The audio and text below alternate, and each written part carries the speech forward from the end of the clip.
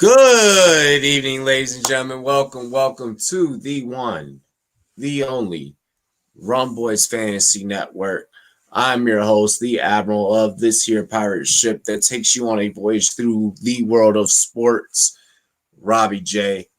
And I'm joined today by Rumboyz Combat, Jake Miller. What is good, big homie? Nothing much, brother. Nothing much. Hell yeah. We about to get into it, man. I got a couple of shots lined up. I got a couple of beers lined up. Clock management. Clock management up in the chat. Sorry, I couldn't make it. It's all good. No worries. But let's see. But tonight, since it is you and I, we are doing, like you just said there in the chat, shots for donos. It's just the end of the year. Let's face it, we're all trying to recover for holiday gifts. No minimum, guys. Just be relaxed. Don't kill us. Don't kill us. But shots for donos is a thing tonight. This is actually funny enough. Bro, this is the last episode of 2019. The next episode that we film of Rumboyz After Dark, or should I say the first episode that we're going to film Rumboyz After Dark will be in 2020. So tonight's going to be a whole hell of a lot of fun. You feel good over there? Of course I do, brother. Of course.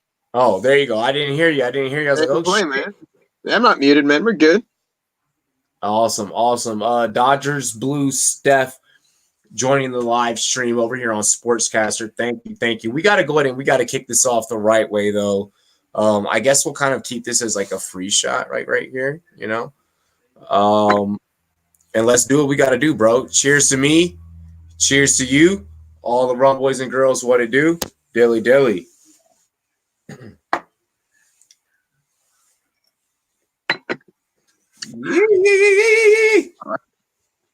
That was a Bacardi. This was some wild turkey. Oh, there you go. Yeah. I remember that shit back in the day. It's a good bite. Yeah, that shit has a bite, bro. Let's go and dive right into the show. And let's get into it. Let me go ahead and pull up tonight's show notes. Alrighty. So first things first tonight here on Rumboyz After Dark. Once again, the final episode of 2019 before our new series beginning in 2020. He who shall not be named recently today, actually, at the piss hours of the morning, like dude was up at crackhead hours to go and do this workout. He who shall not be named recently touched down in New Orleans today, along with wide receiver Maurice Harris, two former New England Patriots, for workouts with the New Orleans Saints today. Is it worth it for the Saints to pursue Antonio Brown or no? I don't think there's any chance they're seriously considering it this year. I think it's all going to be about if they somehow clear him and he gets cleared by the NFL without any major suspension. He'll have some goodwill there, and he'll be the first guy they'll negotiate with because there's some loyalty already built there. This is probably a next year move, maybe 7 games in next year. Assuming he gets the Zeke treatment and gets that 6 games, deservedly so or not. Mm-hmm. I think it's a setup for next year just to get some goodwill for AB right now. I like it. What I'm thinking for AB is maybe next year you can come in the NFL like you just mentioned. And if that's the case, then would the Saints be a good landing destination for him? Yeah. I mean, let's face it, at the wide receiver position, taking the hits that he does, his career doesn't have much life in it, especially after losing time. Football is a sport where you have to keep up with the contact. You have to keep up with, that type of physical regimen on a day-to-day in and out basis. So being that he has done that, we saw what happened when Des Bryant tried to suit up in the Saints uniform last year, and then boom, blew his Achilles. And that was such a shame because I was anxious for Dez's return. But with that being said and being stated, not this year. He is still on the commissioner's exempt list, so I need to make sure that I put this fact and this piece of information out there. Actually, let me stand corrected. If he were to be picked up by the Saints this year, then the commissioner has came out and said that he will then put AB on the exempt list to make sure that he does not play in Goodell's NFL. Ladies and gentlemen, I have stated this before on this show, utilizing a take by a previous stated source, the awesome, the great Pat McAfee. You are in someone else's sandbox. You fucking abide by their rules. Goodell's not letting you touch a field, bro, until this investigation is done. That investigation is not done. So until it is all said and done, this is the current NFL that you live in, Antonio Brown. Yeah, and I kind of agree with that in a way where there's certain times where the investigation should take place. It's just, I don't like that the NFL does the investigation. There should be some authorities on this outside of the league if they're going to do this. Nope. Because if it's that, it should be criminal at least. But I don't like the NFL being involved directly. There are directly. authorities outside of the league that are doing the investigation. The league is doing its own investigation. But because those sources outside of the league haven't made anything concrete or came out with anything concrete in his investigation. And Pittsburgh dropped their case. The case in Pittsburgh was dropped. Yeah, right. But the case in Florida is still open. The NFL is not pursuing or not doing anything. There's also the case of Antonio Brown still backlashing at the NFL on Twitter. Leafs defense is bum. The normal crew. So Jordan Love will be joining us a little bit later, like probably within a few minutes here in the show. But JD, he's spending time with his pops for the holidays. It's the holiday season. People are with their families. That's what I've been doing the last few days. But no, in terms of he who shall not be named, Antonio Clown is what we shall call him for this segment. He shouldn't play this year until this is all wrapped up. He is accused of some vile, disgusting things on repeated offenses. And too many things correlate between all of these stories, which are unpaid balances to clients, which makes it that much harder for this man to enter the NFL. I'm sorry. And I agree with that because I've heard multiple times, if you can't play football and you can't fight, just from a UFC guy, what can you do in society? Well, they get paid millions of dollars to do that. So they're making more money to do this, and they're representing a brand that they have to uphold. So the NFL is a brand, and I get it's a violent sport and dangerous. I think most of us in the chat who will watch this later, and Robbie and I would play football if we can make the money to do so. We make a lot of money, and there's a responsibility you have to uphold. And I don't agree with the way of enforcing it. I don't agree with the Zeke suspension, or if everything's dropped, the 6-game suspension that I'm betting AB will get, because that's just the trend now. That's the minimum. Mm-hmm. The precedent. But yeah, I mean, you're getting paid a lot of money to play a game, and it's a violent game, but it's a game, and you have to do the right thing in the NFL's eyes to play that game for a lot of money. I mean, there's rules that I have to abide by. See Nick Howard letting us know, guys, he's going to be on after the new year. I had already assumed that he was going to be with family. So the normal crew is going to be back together. It's fucking K. We got y'all. We love y'all. All right. Don't bug out. Drat says one in JK Gamers. But no, I absolutely agree. I mean, even with the league that I play in now and the new league that I'm going to in March, there are rules that I have to stand by and certain things that I have to do. And that's just the nature of the state of Colorado and where I live and where I'm at. You know, it is what it is. And that's the nature of the sport. We've seen multiple times where all the way down to the high school level, a player lays a hit that's too big and it's like piss in his cut. You know, in Antonio Brown's case, he has, like I said, these expounding balances. He has these accusations until the outside cases are cleared up. Then he's all good to go.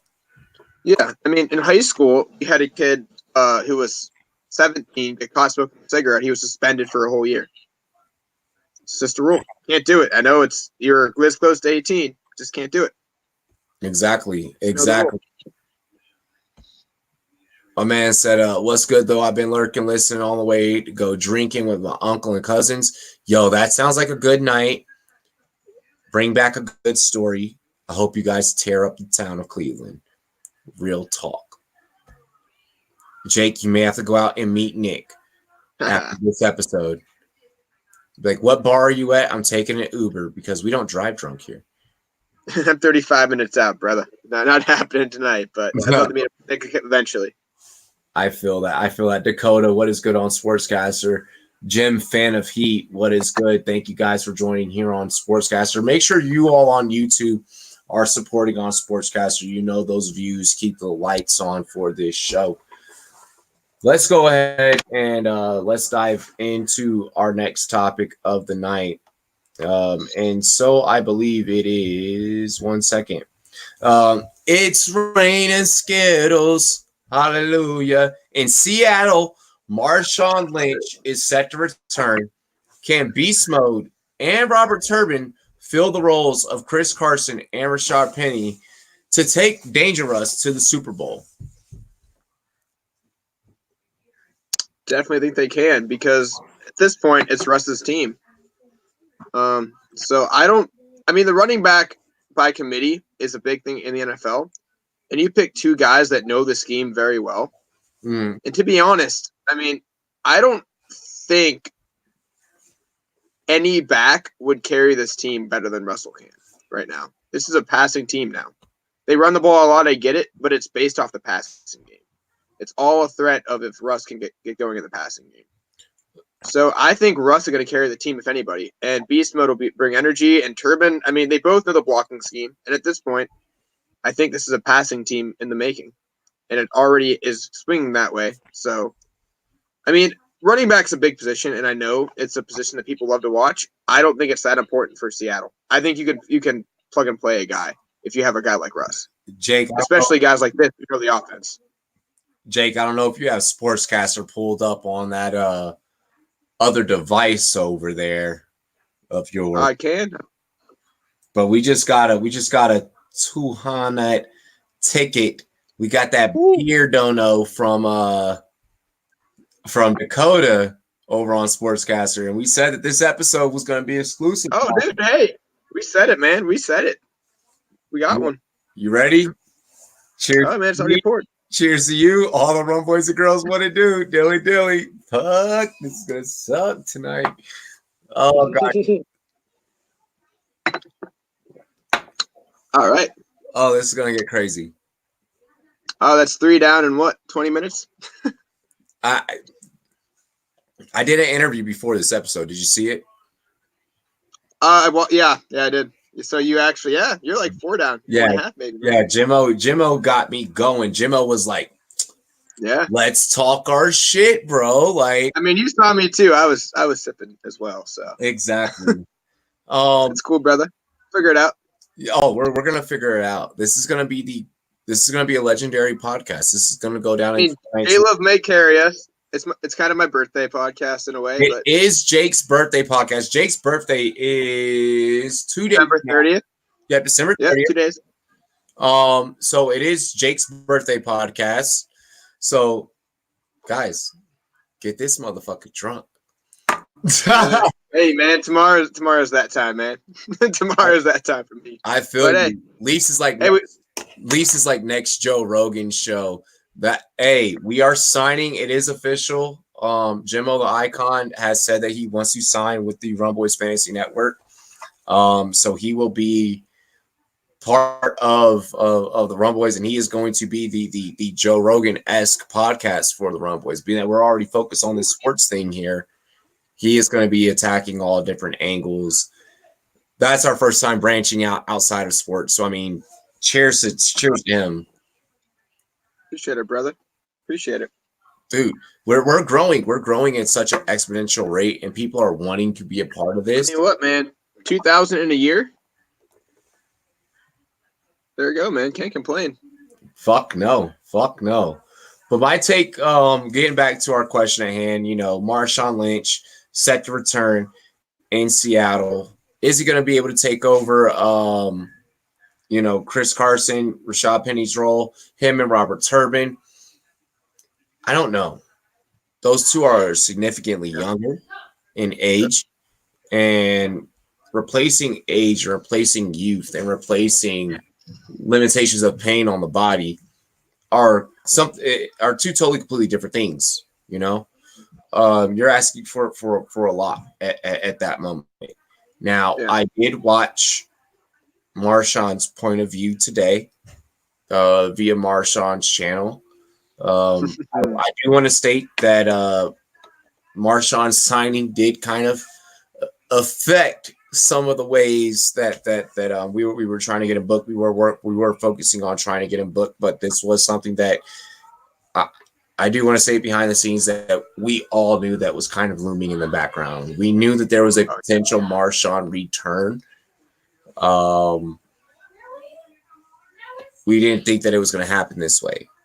Because of our sources that we were working with trying to book Marshawn onto our show, we knew that this was looming. We always knew since we had started going into those talks. We're still going to try and work on it. I don't want to say that those conversations are dead yet. But congratulations to you, Marshawn.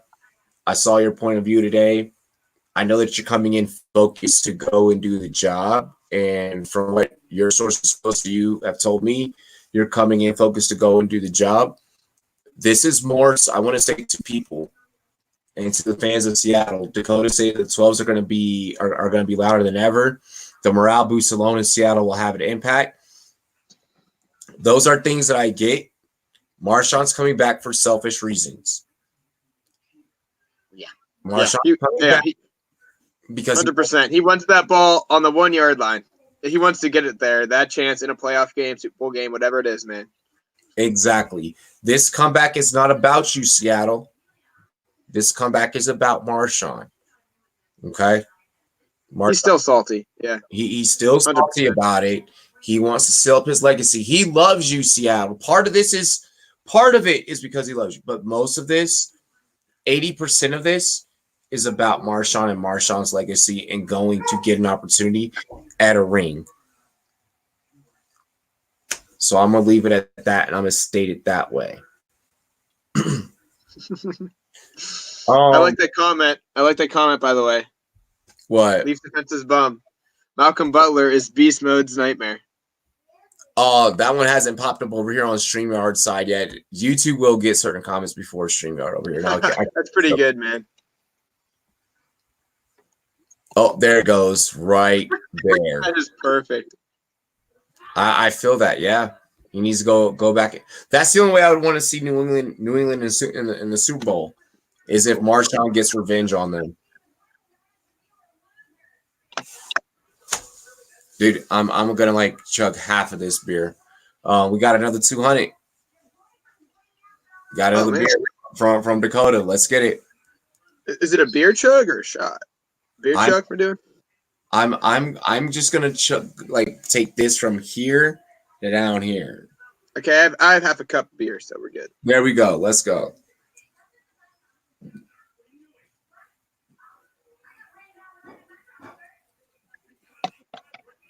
All right.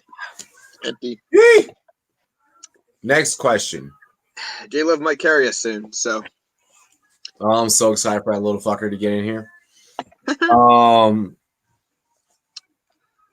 Mahomes have seemed to be overshadowed, if you will, by the feats of Lamarvelous Jackson. Given that, what's the Chiefs' realistic outlook? Also Patty was, he dealt with some injuries. But what's the realistic outlook for the Chiefs and the playoffs? They're nasty, dude. I mean, people argued last year their defense wasn't great. I'm not saying it's the best competition, but the last 4 weeks, 9 versus the Raiders, 16 versus the Pats, and 3 versus the Broncos and Bears. If their defense picks up, man, it's going to be nasty for them. I mean, their offense won't slow down. They don't mind the road. I'm not saying I'd pick them against the Ravens, but I mean, they're competitive, man. I mean, they're not going to easy out, and I think they're probably the second best team in the AFC. On an average day. I don't feel that way. And maybe that's because of I'm the one who wrote this question, by the way.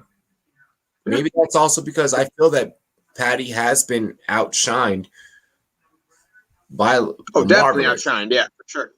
Oh yeah, for sure outshined. Maybe I'm just riding the hype. Maybe I need your take to come true to put me back in the check. As a fan, I am a fan of Patrick Mahomes. I do not want to take away from my past takes of Patty Mahomes from when we first began this show. Because I once stated Patty Mahomes has changed the way that quarterback is being played. What the fuck happened a whole year later? Lamar changed the way that he played quarterback. Okay, I have a counter here.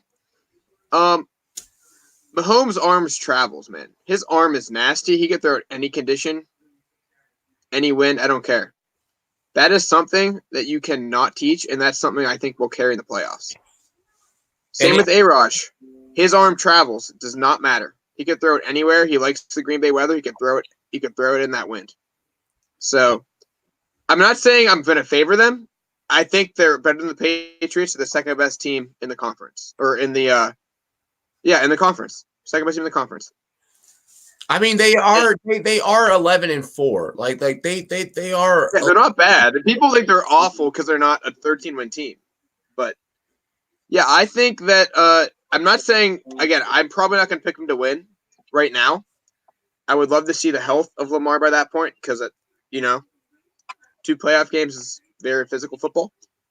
But I really do like them heading into Baltimore to play a great competitive game. And I mean, they don't fear the Ravens. I very doubt if there's any team that's not gonna,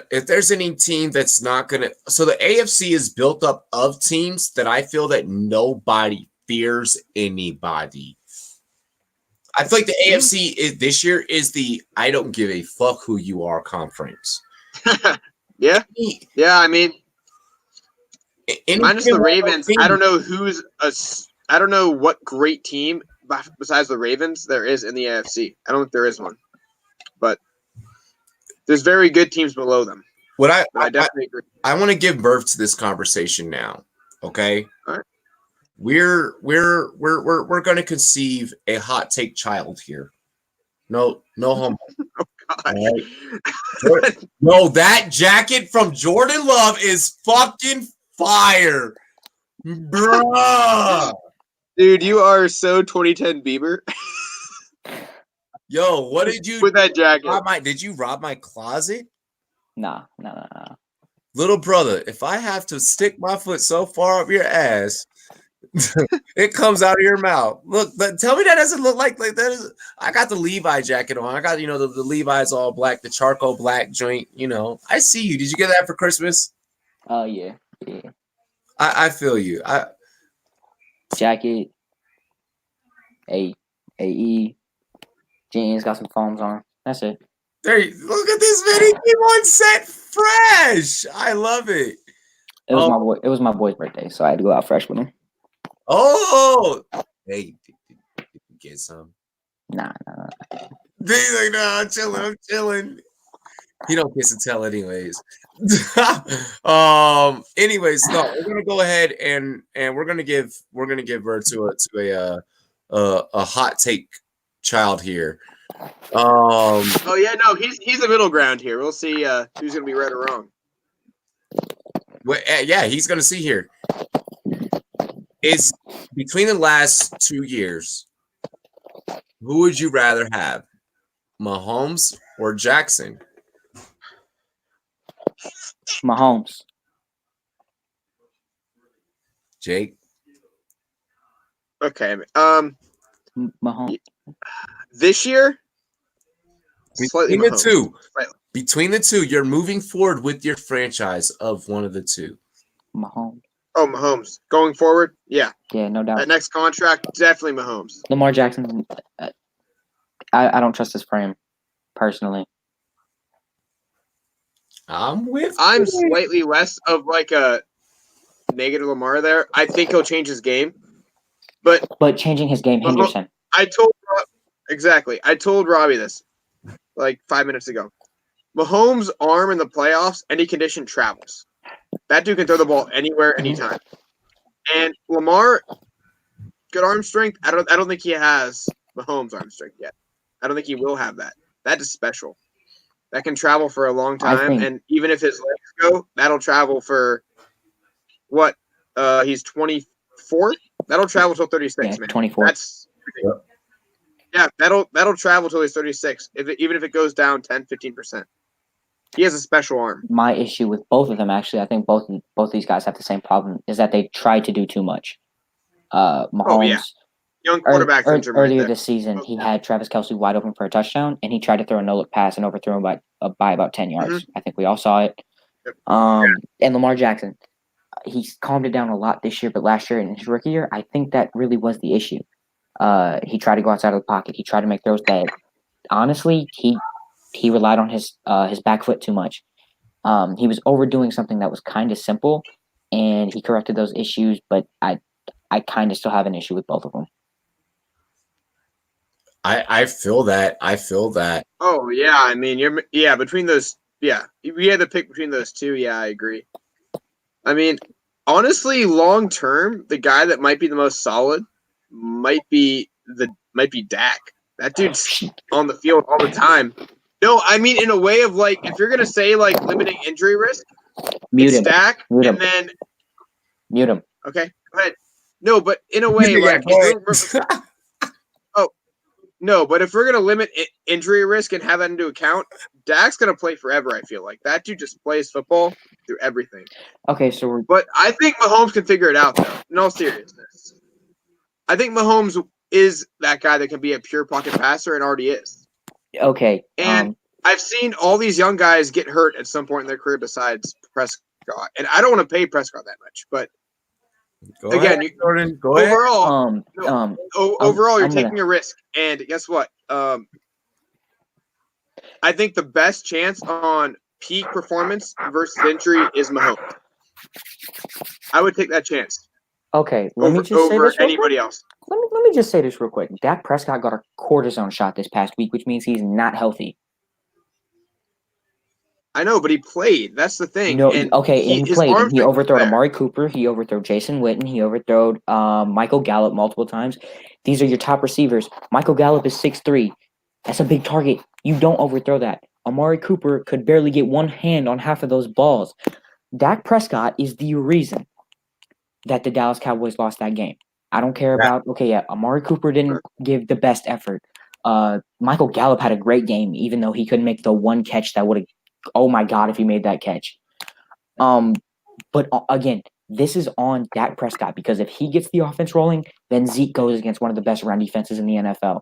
Fletcher Cox was out for multiple plays in that game, and he couldn't do anything. The Eagles secondary was with Jalen Mills, who's been their best corner this year. I know Jalen Mills burnt like toast all the time all last year. He's come in after this injury this year, and he's looked great. And he's out. That's your top corner. You have Ronald Darby, who is statistically, by PFF, the worst starting corner in the NFL. Yep. You saw what Julio Jones did to him? He made him look like a fool. And the rest of the secondary is corners playing, or their safeties playing corner. You can't beat that.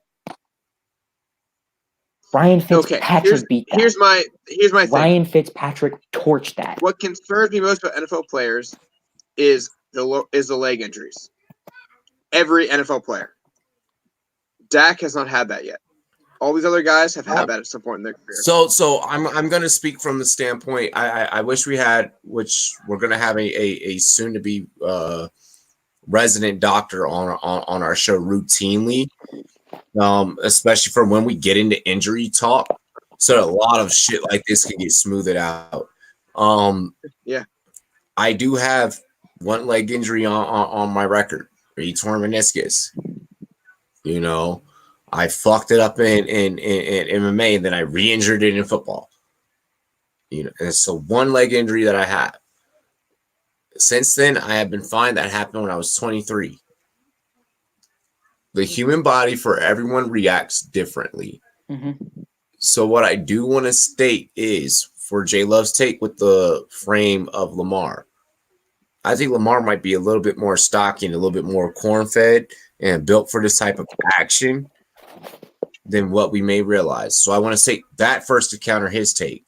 But then I wanted to counter yours with the Patrick Mahomes injury to his knee. That motherfucker simply dislocated it.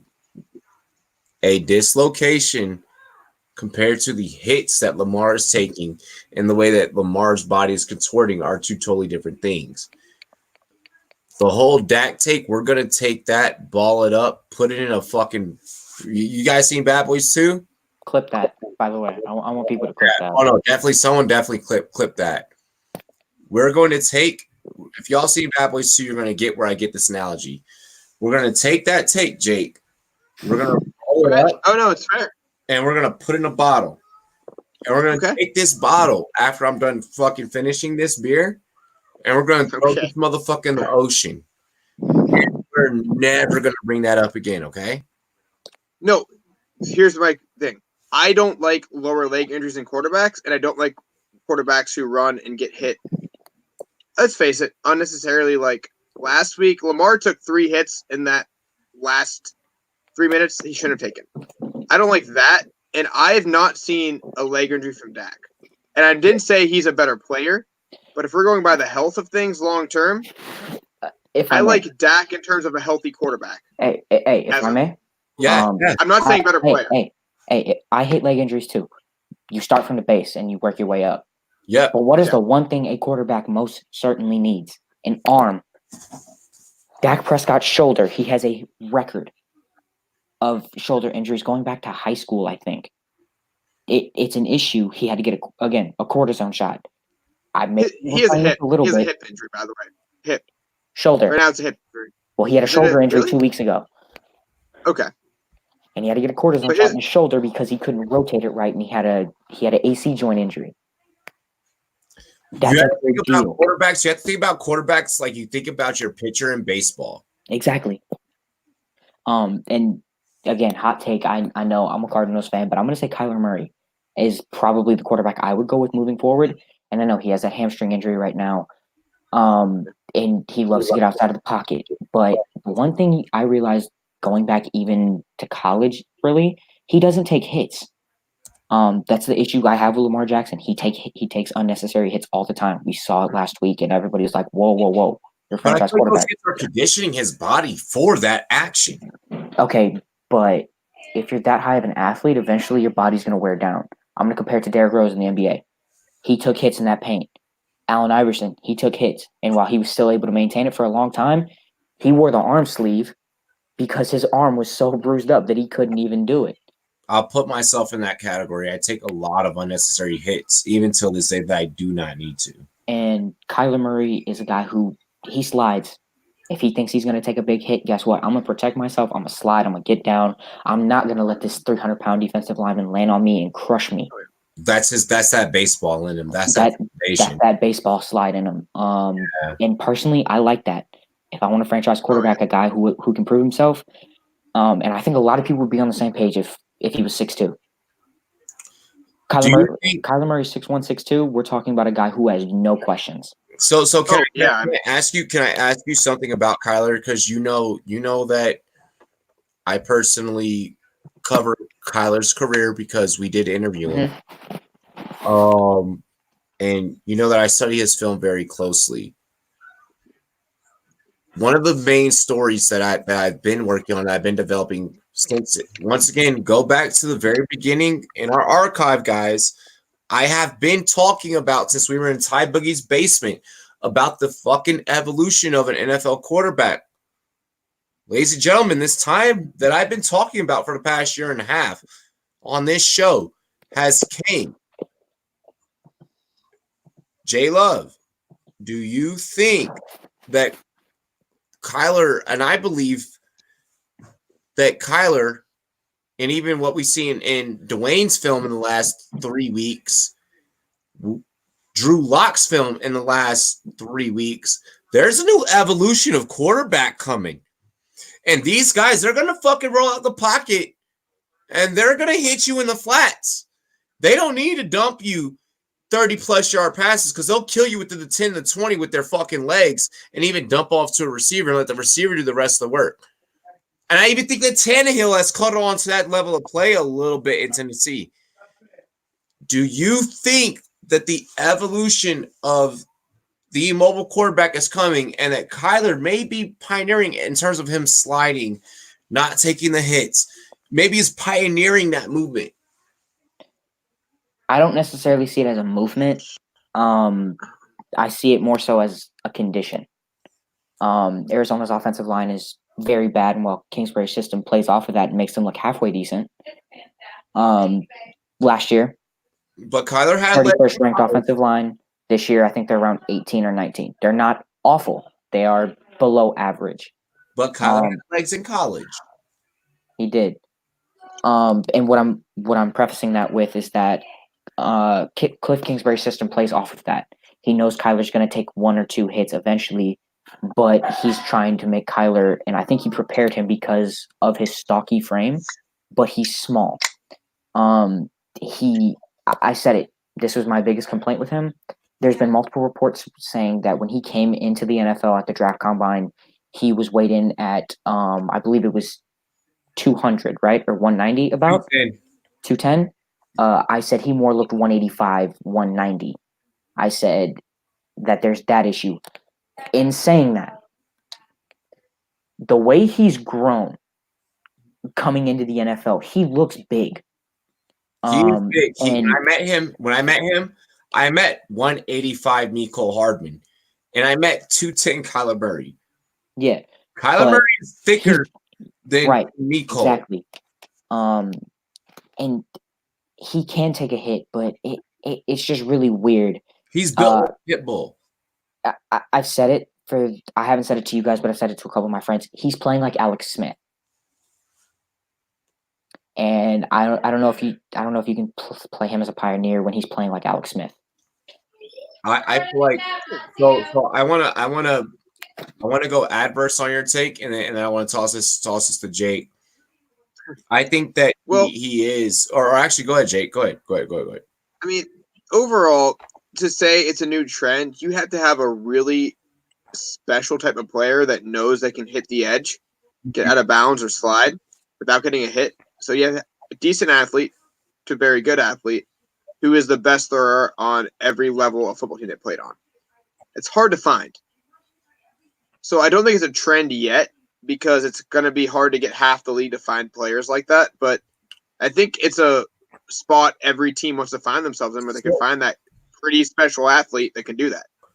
So on the exact same team that I coached, one, Joey Sly and my brother, Zachary Johnson, on that team, we had a young quarterback at 7 years old by the name of Justin Sterling. And Justin Sterling's instincts at 7 years old, which was the same age at this given time that guys around Lamar and Patty would have been. Okay. I was witnessing these kids at the quarterback position, and even our second and third string quarterbacks at that position. I can't remember our second and third strings names, but I remember Justin specifically doing a lot of rollouts at an early age, looking downfield with the big arm at an early age, similar to Patty. Maybe it's the fact that I've foreseen before my very own eyes what this current generation is capable of at an early level. And maybe that's why I'm comparing that to that. And maybe I think that this is the new age of quarterback. I think that the rollout mobile RPO style QB, that this is the new thing. I think that the West Coast offense might be fucking dead. The pocket pass BS, I think it's done. I mean, yeah, I definitely think the game is going in a direction where you want a guy at minimum who can be a pocket passer, but can also get out if he has to. That is definitely going to be something coming up. Well, right now, really, there's the older guys that obviously are pocket guys, but you're not drafting guys like that anymore. I mean, first-round picks are not going to be guys that are solely pocket passers. So, yeah, I definitely agree with that. I don't know if it's going to be a rollout game anytime soon, though, because I don't think – first of all, I think it's going to come a point where you draft a guy, and it's going to be a point of we have this quarterback, we want to groom him, make him a good quarterback, keep him. You don't want your quarterback taking out a chance of that hit. You would rather have them be a pocket passer. I think that's going to be a while, maybe another 7-8 seasons where it's going to be we want a pocket passer first and a guy who can move. And I think it's going to probably happen 9 years down the line where it's roll them out. Everyone's going to get – I mean, but I think it's going to be a minute before we do that. I think that it's all designed that way now. I mean, I was even watching Marquette King practice for the XFL. And his quarterback was doing a lot of rollouts and then dump offs to him, and a lot of rollouts and then hitting him on a big 9 route, which is a go route for those of you guys that don't know, which is just a straight up, kind of like your drag almost straight down the field. And I'm telling you guys, one, I didn't know that fucking Marquette King could catch. I still catch better than him. And Marquette King, I would challenge you to the fact that I can catch better than you. But then two, I mean, it's just showing you where the game is going, that even on a new level of football, a level that is intermediate, that is happening. And I saw that during warm-ups. Next question that we are going to get into, we are going to keep focusing on one LaMarvelous Jackson. I don't know if you two gentlemen saw, but earlier between the hours of early morning yesterday and early morning today, the Baltimore Sun went ahead and published this really fucked up piece. Now, before we all go ahead and attack this writer is apparently a frequenter of a section for the Baltimore Sun that they post a viewer submission. Apparently, one Kelly Price has been notorious for submissions to the point where she's practically considered a Baltimore Sun writer. Kelly Price wrote a piece that pretty much ripped LaMarvelous for gifting his offensive lineman Rolex watches. She received so much hate on Twitter today. Should she receive this for an NFL player gifting his linemen, his teammates, his friends an expensive gift? Okay, here's my question. Was the context of this piece, it wasn't enough, or it was too little? Because I've seen quarterbacks give their linemen more, and I've seen them give him less, and he's on his rookie contract. So what else do you want to give the guy? I have another question. Is she some type of activist for anything? No, there's no activism behind this piece. So she's not like, oh, okay, he can donate money to charities or anything like that. She's just like, She did say that. So in her piece, she had stated it's a shame that Lamar Jackson would give money to his offensive linemen and buy them all $100,000 Rolexes apiece when he could have donated that money to charity. Okay. I understand her reasoning, but let's just point this out. This is a grown man who makes his money, and he can decide what he wants to do with his money. And he donates a lot. And he donates a lot of money. He's on with the NFL, play 90, play 60. He's on it, okay? He cares about kids. He was a underprivileged person below the poverty line growing up. He knows, okay? To point this out to him is absurd, is disrespectful. It's you not knowing his background. And since you are writing in the Baltimore area for this team, knowing that everybody around this organization is supporting him, and to backlash him like this for giving people who do not get the credit they deserve and protecting him and doing their job and really front running the team through the trenches is absurd and disrespectful. But I do feel like there is a reason to understand her point, and you can't backlash her to this degree. She does not deserve to be fired. She does not deserve to be terminated. If you want to be respectful about it, I think she was making a common point that people need to point out a little bit more. But I do believe that Lamar Jackson is a grown man that knows what to do with his money. So let me now propose this question to the both of you gentlemen, because we do have media packets that are going to be sent to you guys, where I'm going to get you guys all the contact information. You guys have to fill out the application for your respective NFL, NBA, NHL, MLB, so on and so forth teams in your area, so that you can get media passes on the behalf of Rumboyz Fantasy Network. So as maybe even current or future card-carrying members of the media, do you feel like that this reporter should have done more research on their piece before posting? Yes, because the NFL culture is you reward the lineman if you're a quarterback or running back. Running back gets a big contract after a big year. Lineman gets something. Quarterback has a big year, make a big playoff run as a young guy, reward the lineman something. It's culture. And I mean, again, linemen make money. A lot of guys in the NFL make a lot of money. And you could look at that as an outsider and say, okay, why do you do this for a lineman? They make more than the average person. But yeah, it's culture. And regardless of what you view as a lot of money, culture has been since Lombardi days, you reward the lineman. That's what you do. And if she didn't know that, I'm surprised she didn't know that if she's a regular writer as a sports writer for the Baltimore Sun, but you should know that is NFL culture and football culture. I mean, more importantly, I think you need to research the man that you're writing this piece on. Yeah. Again, as I've said, Lamar Jackson grew up underprivileged, and to know that he's doing this to the people around him, and know that, hey, he is supportive to charities, to young athletes, to young people, to this world in general. It's ignorance. That's what it is. Oh yeah. I like it. And I hope that I don't hope, because I know we're a little bit more responsible as a staff. I'm not taking a shot at you, the Baltimore Sun, but please get on your shit. Yeah. Why wasn't this reviewed? I'm sorry.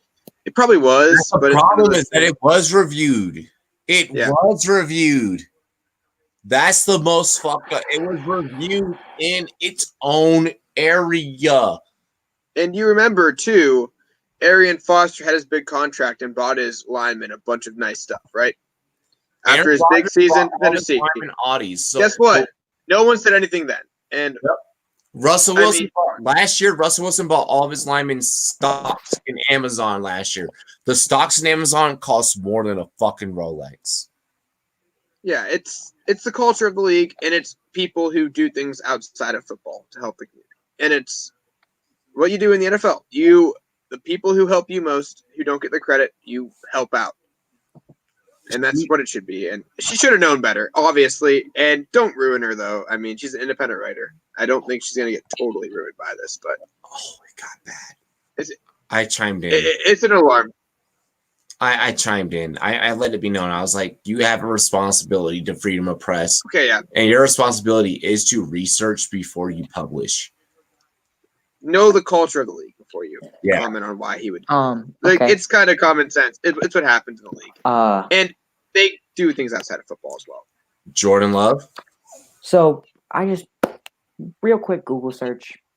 What's the biggest gift a QB or NFL player has gifted his offensive line? In 2018, Jared Goff and Todd Gurley got their big contracts. You know what they did? They decided to split the pay and go into gifts together. They bought each of their offensive linemen new Polaris Rangers. Yeah. Brand new, 2019 Polaris Rangers for their offensive linemen, and that's not getting any coverage. But Lamar it's what the league does, man. Lamar got ripped. She should know it. And he did it, and Lamar did it as a Christmas gift at that. Yeah. I mean, it's Kelly Price. If you're going to write about this, know what they do in the NFL, know what quarterbacks and running backs do for their linemen. You've been fired. By the way. It was not just the starters that got him. Wasn't just the starters. They gifted the bench linemen also. I mean, yeah. There we go.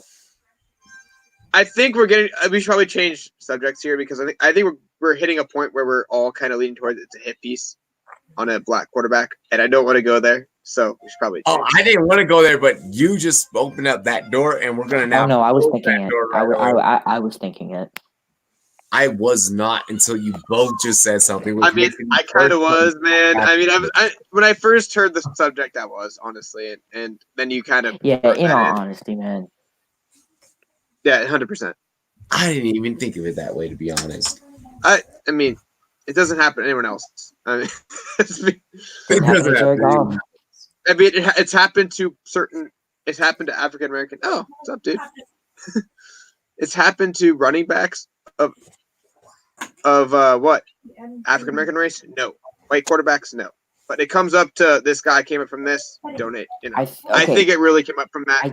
Personally, kind of indirectly. I don't think it had anything to do with race. I thought about it for a second, but in all honesty, I think it was clout chasing.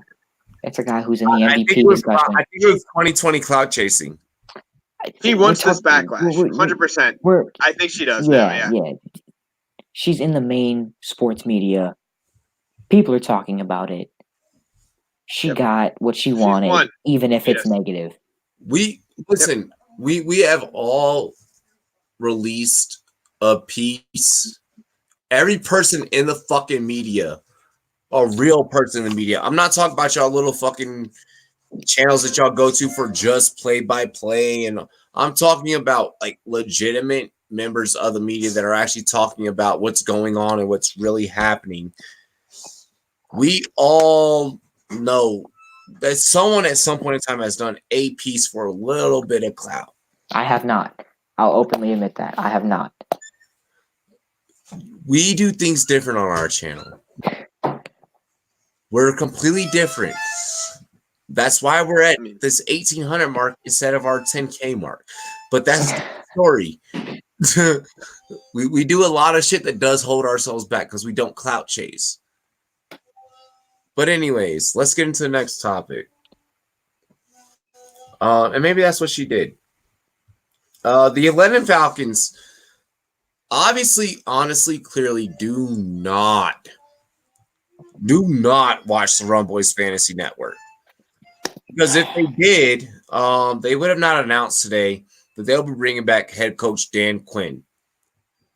Smart move or dumbass move? I'm going to get some backlash for this. Jake, go first before I eat this motherfucker alive. Okay. You said okay. Okay, either way, it's a rebuild, right? And at this point, the GM's going to find his guys he wants to draft, figure it out. I don't think they're going to keep these older I mean, I don't know. Maybe Matt Ryan another year, but at this point, they're looking in the draft. This is kind of sounds like we don't want to hire another coach for a rebuild, and we could have a coach that could tank for us. Not tank, I don't like that word, but we have a coach that'll be here. We're paying him. We're going to struggle a few years. We're going to get guys out of here that are older and figure it out. And when we get the roster we like, pull the trigger and find a new guy.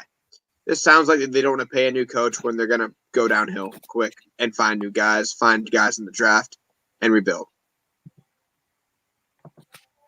Okay, J Love. Yeah, I'm just kidding. I was not going to go with this and say Matt Ryan should stay. I mean, Matt Ryan should stay. The head coach, Dan Quinn. No reason for Dan Quinn to stay at all. No. He can't coach offense. Obviously, he can't coach defense because when they're using his playbook, they're 1-7. When they switch to the coordinator's playbook, oh, look at that. They're 5-2. They have made the I believe, I can't remember his name, Rashid something is a new DC. So they do have a new DC. They do have a new DC. And they're using his playbook. They're not using Dan Quinn's playbook. Yep. Oh my God, look at that. He can't coach offense. He can't coach defense. Obviously, he has a knack for finding coordinators, though. Yeah. I mean, this just sounds like they're like, okay, our team is in a bad spot. We're all the team's getting old, let's be honest. Yeah, the team is getting old. I'm going to point this out. We don't want to pay a new coach to lose games. Earlier this year, actually, it wasn't even this year. I want to say it was, might have been 2018. I said that Julio Jones had a possibility of getting traded in this upcoming offseason, and everybody called me insane. Can we revisit this and say Julio Jones could be on the way out of Atlanta? Julio Jones should be on his way out of Atlanta. If he wants to leave, yes. I mean, there could be one of those weird situations where he wants to stay there and play like Fitz, but that's been the problem with Julio, and that's been why I have not jumped off the ledge with Julio in stating that he needs to go somewhere else. All right, so I will jump off the ledge and state, for me personally, if I was him and I was a wide receiver, send me elsewhere. Yeah, I'm out. Like, I'll go to the Bengals. I've been on teams where I'm not going to necessarily say that I've gotten my fucking way, but I've definitely stated that if you do not give me the ball, I will leave this fucking team immediately, and you do not want that to happen. And I've had people be like, all right, and then I start getting fed.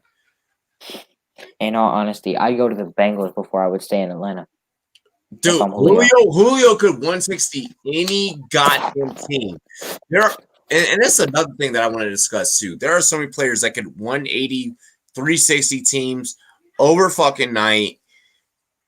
And I don't get why these guys just don't go to the small market. Like, the NFL is different than the NBA. You can go to a small market, make money, and get a ring. Julio Jones doesn't want to leave Atlanta, though. He loves Atlanta. He loves the culture of Atlanta. He loves Atlanta. He loves the culture. But I'm not saying that because he loves the culture. I'm saying that because that's not who Julio Jones is. No. Julio Jones is a guy who he just signed an extension, pledging his allegiance to a organization. And he's a guy where, unlike other top-tier players who sit out of training camp, who don't show up, he showed up, he worked, and he earned his money. The loyalty that he has to where he got drafted is a serious fucking problem in his career, and it's going to be the reason it will. If Julio Jones does not get a fucking gold jacket, it'll be because he stayed in Atlanta. No, he's getting a gold jacket. Oh, I mean, I think he's getting a gold. Yeah. No, he's already past that limit. He's getting a gold jacket. Does Calvin Johnson get a gold jacket? His career might be a little too short. He'd be one of those 10, 12-year guys, maybe, if he gets 10, 12. Oh, no. Let me say this. He's going to be able to sneak. Not sneak in. He'll be able to get in a year where there's a very weak wave of new potential Hall of Famers. And that's all Julio is. Julio. Okay, listen. Julio Calvin Johnson. Low ballot Hall of Famer. Hall of Famer on the list. But I'm not, if I ever got put on that panel, I'm not looking at what he's done and being like, that's my first fucking check off. Guys, let's face it. Okay. Let me ask this one. Guys, I need you guys to think. Media card carrying members. Years down the future, the NFL asks you who you're voting into the HOF, and your opinions officially matter. Really matter. So let's take this whole show that we're doing right now out of it. Your opinion. Give me options, man. Give me current receivers who I would put in the debate here, because that's the fun Larry part. Fitzgerald's easy. For sure. Going off second. He'll get the second most stats overall. Let's look at it this way. Current NFL wide receivers that will be going to get into the Hall of Fame. Well, no. Fitz is either done this year or next year. There's reports saying he's going to be done after this year based off of certain tweets that from the Arizona Cardinals Twitter profile and everything like that. It looks like they're hinting at him retiring, but we've also heard that Larry Fitzgerald still gets jitters when he's playing, that he still loves the game. So who knows? But he's retiring within the next 3 years. But DeAndre Hopkins. Yep. Let's look at guys who are in their prime, 28, 29, 30. DeAndre Hopkins, Julio Jones.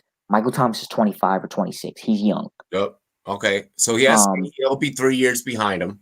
Yeah. Odell. We're looking at those. Thomas is on pace for 1,000 catches, right? Quietly. Easily on pace. Quietly. Brandon Cooks.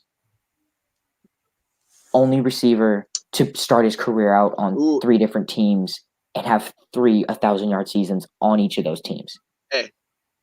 Okay. Fun question here. He is a more athletic, a better player. Is he this generation's forgotten receiver?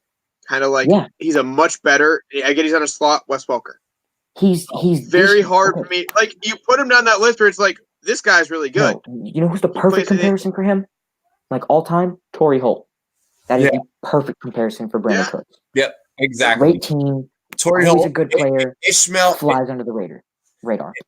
Rocket Ishmael, like Rocket Ishmael. Like I don't know if you guys probably don't remember Rocket Ishmael. I don't remember him. I've heard the name. Rocket Ishmael is one of the fucking fastest players in NFL history, and nobody, when I tell you nobody gives this dude credit, nobody gives this dude credit. The way this dude cut open safeties and got open, fucking insane. It's neither here and there, but I now challenge everyone to Google and research who the fuck Rocket Ishmael was. All right. Let me ask you this question. Do you know who has the most receiving yards in the first 3 years of their career in NFL history, with over 4,200 in their first 3 years? Julio. No. No. It's not Julio. Rice? Nope. Who? It's Odell Beckham. That was going to be my third guess. Odell Beckham started out his career on pace to be the greatest receiver of all time statistically if he played long enough. He was ahead of everybody. He had the targets. He had the system. It was great. But now we see Odell as this diva. Yeah. And now there's reports saying Odell wants out. He wants to stay. It's conflicting. Yeah. Is Odell possibly like one of those fringe gold jacket guys after starting out his career as a lock almost? He'll get a gold jacket because he'll eventually get a ring. Odell will eventually find his way to a ring. Odell, yes, we view him as a diva, but we're also witnessing him mature in a couple of different ways, especially because of the way they handle his departure with New York. The way that he's handling a potential departure with Cleveland. He's not being loud. He's not being blasphemous about it. I don't think he's leaving. I'd be surprised. I think he's kind of in his mindset of I have to settle something down and really get something where I'm the guy that you cannot expect for me to freak out. Yeah, I think Odell. I'm gonna go from this angle. I think Odell wants out. I don't think Cleveland wants him out. They gave up a first-round pick, and while it turned into Dexter Lawrence, defensive tackle in the first round, that's Dave Gettleman. But they had options there. They gave up a first-round pick for him. That's a big issue. I don't think they're going to sell on a receiver who, at best, in my opinion, will get a third-round pick in return. Just because of his issues and just the second team in return who are in a row that he's had issues with that he wants out of, that he got big money and he hates it. Jarvis Landry wants out. So I feel like Robbie talked about the Hall of Fame with Julio. I pulled up stats. Do you think Julio is 30 right now? He has 790 receptions. Do you think he'll get 1,000 receptions? Yeah. Very if likely. He plays 5 more Scary years. Likely. Yeah. If he plays 4 more years. I mean, which if he plays 3 more years, games. You give me 16 games in the right playbook. I'll get open and I can get 100 catches in a season. So yeah, and I think that 1,000 catches is Hall of Fame mark. 1,000 catches is hard to get, and that's still a Hall of Fame mark in my opinion. That's one of those numbers you see. It's like, yeah, it's probably going to be a 7th, 8th year Hall of Fame vote. Yeah, I think he's in that 7, 8 year. I don't think he's going to make the 5. He'll make the 6, 7, or 8. No, I don't think so. Yeah, but yeah, he's a Hall of Famer, and yeah, I mean, great player. I just don't think he wants out. I think he's very happy in Atlanta. So, and he could have gotten out probably after the Super Bowl if they really wanted to, because they kind of started letting guys go then. Dude, he could have pulled a Garrett Cole when Garrett Cole said "fuck the Astros" after losing to the Nationals in the World Series, and he could have dipped. Julio has not done that. Yeah, just to put this in perspective real quick, only 14 receivers all time have 1,000 catches. Exactly. Yeah, that's a Hall of Fame number, and I cannot imagine him by 33, 34 not having that number. Unless he tears his ACL week 5 the next 3 years and magically comes back. Calm down there. 2 years later. Don't wish that on anybody. Knock on wood. I did, but knock on wood. I don't want it to happen. But, yeah. But you get my point. It's ridiculous for me to ever think that would not happen to him. No, I feel it. For him to get that 1,000 yards. That 1,000 catches is going to happen for him. So, gentlemen, now getting into the National Basketball Association, the one, the only NBA. The OKC Thunder currently sit at 15-15, the possibly most average fucking record possible in 30 games. What is needed for this team to get on the positive side of this season? They sell. I know that's weird. You're looking at positive as like, oh, they win. I'm going positive as the future. You sell Danilo Gallinari, you sell Chris Paul. I would even arguably say you sell Steven Adams because of his contract and the fact that he's more so a replaceable big man in today's league. You saw a late round pick in Clint Capella come in and do a better job than what Steven Adams is doing. And in all honesty, he's looked worse since Russell Westbrook is gone. This is a system where I know it's still been Billy Donovan, but he's changed a lot in where their pick and roll is becoming less and less predominant in their offense. And that's really the only thing Steven Adams can do. While he does still provide great defense, great defender, big body, good rebounder, I think you can find that in a lot of players. So you sell all that, you bring in assets, and you move forward in the future. Okay. Sorry, Koo, if you're in here. I know you're a Thunder fan. I know that's not what you want to hear, but it has to be done. I feel the opposite. I mean, go ahead, Jake. So I think selling might be inevitable for them with how they, their money is limited in terms of building and getting that second star, maybe that second half star. But second star to build this year, Chris Paul. Well, there's guys yes. Chris Paul is still an all-star point guard. Not a superstar point guard, all-star point guard. But there's guys, West. I mean, Is he an all-star? Again, you're saying I'm just saying, like, is Chris Paul an all-star this year? You're saying what again? Okay, historically good player. Okay. He's keeping them afloat. But you're looking at guys that could maybe give them a winning team. We're talking winning team, right? We're not talking about contender, 5 seed or 6 seed in the West. We're talking about Kevin Love and Blake Griffin are out there. There's guys looking to sell. There's teams looking to sell. I don't see a lot they can get that would stay unless they're under contract. And Kevin Love and Blake Griffin are both under contract for a while. If you really want to try to compete. But I agree with Jay Love in the fact that it might be better to sell unless you want to be a solid 7 seed for a minute. But overall, there's 2 guys you can get to get a winning season, but I don't think it's worth it. What are you going to give up to get said Kevin Love or Blake Griffin? Well, I know their value is not astronomical like it was one day in their career. No, Kevin Love, Cavs are looking to give them away. But yeah, if you can get a first-round pick in the next 2 years, you're getting Kevin Love at this point. Why would the Thunder give that up? Exactly. So I understand the reasoning. Like, okay, yeah. And I agree with you, Jay Love. And it's better to sell. If you're going to look to win, those are the guys you have to go after. You're not looking for another guard because CP3 is a ball-dominant guard. Yeah. And it's just that would make them a winning team. That would make them a playoff team. I don't think it makes them a contender. And there is 0% they're a contender at that point. You know what makes me so mad right now about the Thunder? They up? traded away Jeremy Grant, a player who would fit great in this team, and they just gave him up. Yeah.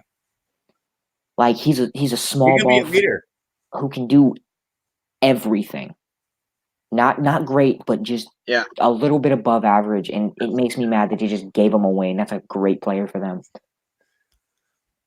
I mean, Q wants them to go for the win, so yeah, I just don't see that wing that can help them. I just don't see that scoring wing that can help them. But yeah, if you want to be a winning season, go for that overrated older big guy at this point, and Blake Griffin and K Love. But yeah, I think it's better to sell and rebuild. Yeah, I think they both are. Yeah, I think it's better to sell. At this point. I'm sorry. There's no real I don't see a way to be really competitive anytime soon. My cousin like that. That's not a joke, by the way. Really? I actually am related. Yeah, him and Jordan Love him and Kevin Love are fucking related. Yeah, we are cousins. Really? Yeah, I mean, does he want to be in OKC? Okay. He's from the Midwest. Would he want to be in OKC? Yeah, would he want to be in OKC? Who knows? Yeah, but it's just tough. I don't see it. I mean, I really don't see who's available to really make you contender. I can see a playoff team, winning team, but yeah, I just don't see it right now. I'm very different than you two in the aspect of go and get that shit like right now while you got the heart. Like go as far as you can. But then after that, you gotta keep what you have right now. You can't hit this NBA trade deadline in January and start trying to fire sell folks. Like at 15-15, there's a chance you could slide in at least 8, 7. It's a scenario where you don't know what can happen. Cinderella stories happen all the time, especially in a sport like basketball. Not so much in football, but I mean basketball. Yeah, no, this is like a place in a sport where Cinderella stories are prevalent. With that being said, and with that being stated, go for the gold. Go for it while you have it. You're a lot better off than some other teams that we're gonna discuss later on this NBA segment. So, wait, real quick. So say the Thunder make a move and they go, I don't know, 47-35. Let's just say that in the West, as of last year, I know it's completely different. 47-35 would put them out of the playoffs last year. Yeah. That would put them as the 9 seed. And I'm not saying that adding a player systematically could make them a whole bunch better. It really could. But I don't see a player, especially in the West, coming in and adding 10 games to their winning. So based off of we're saying a good season. The West looks soft right now. So if you're gonna ask me, so the West looks soft right now. So I still see that they slide in a 7 or 8 seed. The West looks soft right now, but there's still teams that are going through that slump. The Spurs are going to pick it up. I still have hopes on Sacramento. The Blazers are starting to pick it up. I mean, these are teams that are in those the Lakers are getting 12 range. The Lakers are getting exposed. Every team has a weakness this year. Future topic. So yeah. No, dude, I feel you. I feel you. Hey, that's my take. I'm sticking by it. I respect it. You always do stick by your take. You always do. Listen, the Lakers fell to the damn Clippers on Christmas Day. 3-point shooting is clearly this team's Achilles heel. Who do the Lakers go?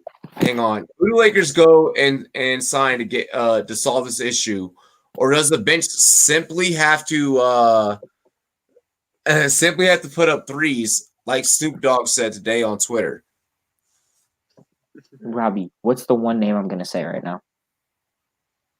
Well, we do have a dono, $2 dono from Rumboyz Combat. Appreciate it, Jake. I'm about to run down and grab a shot in a minute. But you always state that our bench sucks usually. What's the one name that I have to say right now? And I feel like you're going to agree with me once I say it. Do we have the same one? I feel like J Love and I have the same. I feel like we do. JJ Redick. Does he? Oh, dude, come on, we do. 100%. Never missed the playoffs. Has to make it this year somehow. The Pelicans said that everybody on the roster is open except for Zion and Brandon Ingram. Yeah. That means they're fire selling. That means you can get JJ Redick at a low cost. That means you get the 3-point. You get one of the best 3-point shooters of all time. Don't at me. JJ Redick in game, off the dribble. Amazing. We're gonna get a shot. Yep. I agree. I feel like we would. J Love, I agree. That's why I had to go first. And you would know more than I would. Isn't this contract kind of long, actually? Or is it? I'm not sure that his contract. I know it's like 12 mil. Check it out. I think he signed long term this time because he wanted to settle down with his wife and 2 daughters or something, and he wanted to actually have a home for a couple years. 2 years. 2 years. Okay. 2 years, 13 It's not too bad. Yeah, and his game could play till he's 42 at this point. Honest. And he's. I mean, that dude doesn't play defense. I'm sorry. He tries. Oh no, he doesn't. But they have Anthony Davis though, and Danny Green. Yeah. So I agree with that for sure. The only issue is with the Lakers. They gotta scrounge up money. So gotta scrounge up some money. That could be a little bit of an issue. However, there's always that. It's kind of funny too that Kyle Korver could literally say, like, in his mind, "I'd rather be with Giannis than LeBron right now."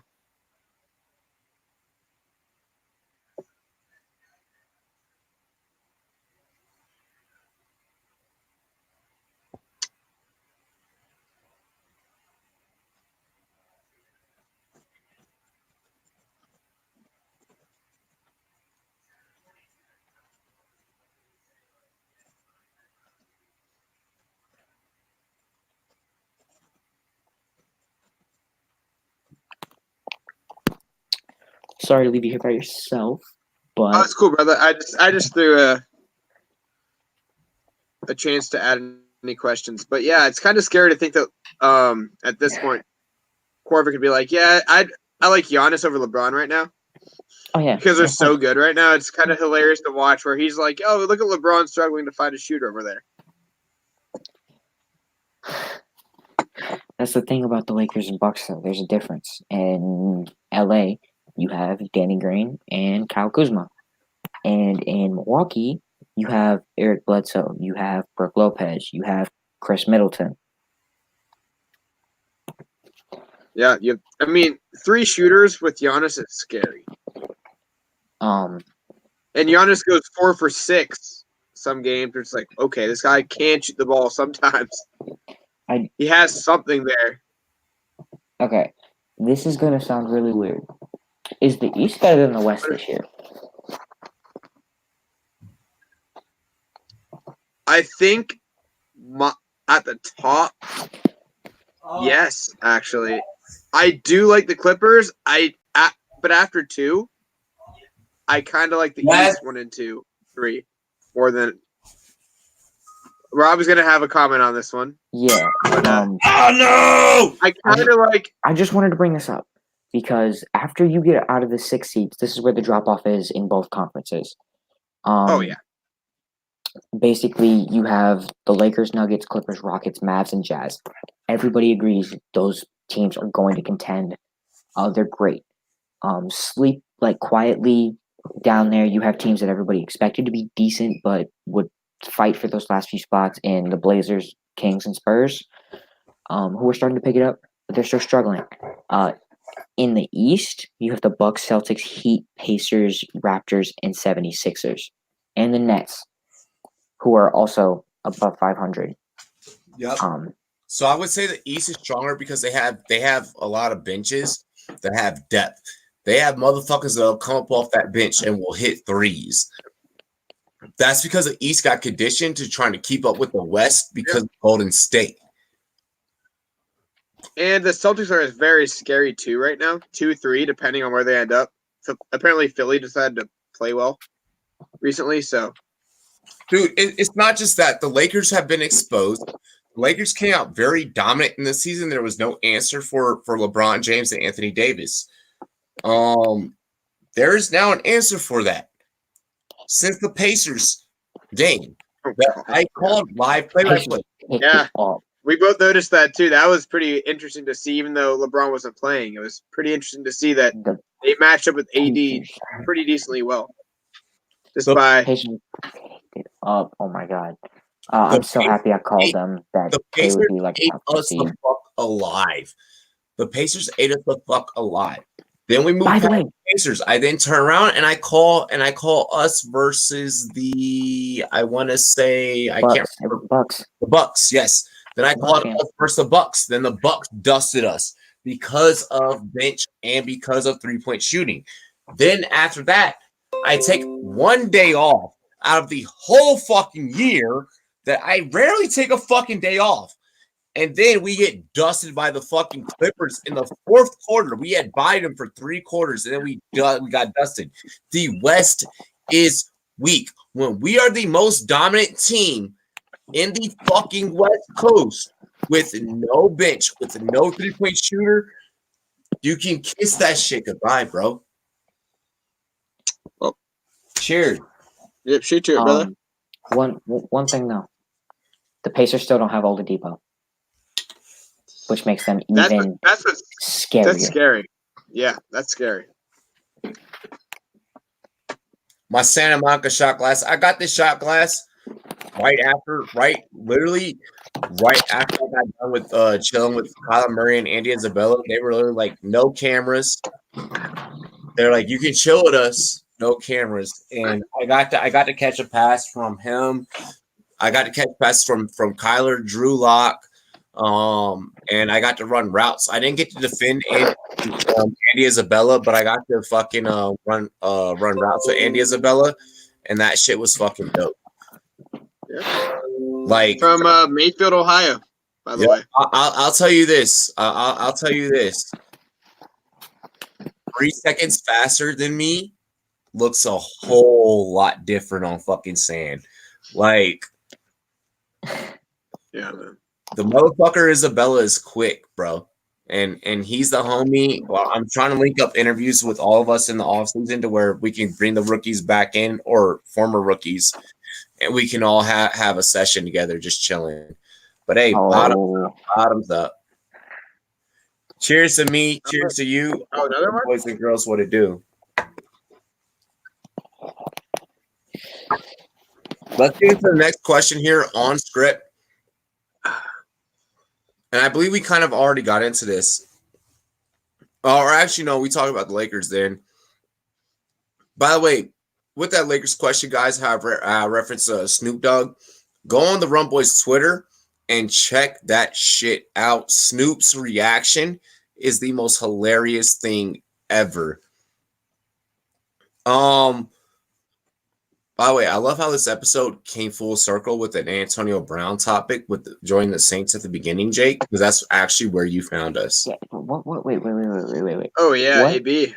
Who? Antonio Brown has been. I don't know that. I don't know that name. Oh, he shall not be named. Are you talking about Antonio Clown? Because I know that guy. Antonio Clown, we know that guy. Yeah, I don't know the other guy you're talking about. I don't like the name people who walk away from $40 million guaranteed from any situation ever. Really quick. Little did Jake know is the night of that story he walked into like the biggest fucking Rumboyz money pit. Like that story. I don't like to put us out there like paparazzi, but that story made this fucking channel bucks, baby. Man. Like that story, we appreciate all of you guys that followed us all because of AB. Did it go to like $25 that night or something stupid? Like 3 donations? No, we didn't even have donations. We made that off of ads. We made like fucking $30 off of ads, bro. I know soon after I started donating to you guys a lot. Yeah, dude, it was that was the craziest story. You started donating after, but like the people that joined that night, like people went back and rewatched that story. Like it was fucking insane. Hey, all y'all athletes out there, go smoke some weed tonight. Kick your wife. I'm kidding. Don't do none of that. Hey, no Kareem Hunt. No Kareem Hunt. No Kareem Hunt here. No Kareem Hunt. I'm kidding. We're kidding. He prefers the term punting, by the way.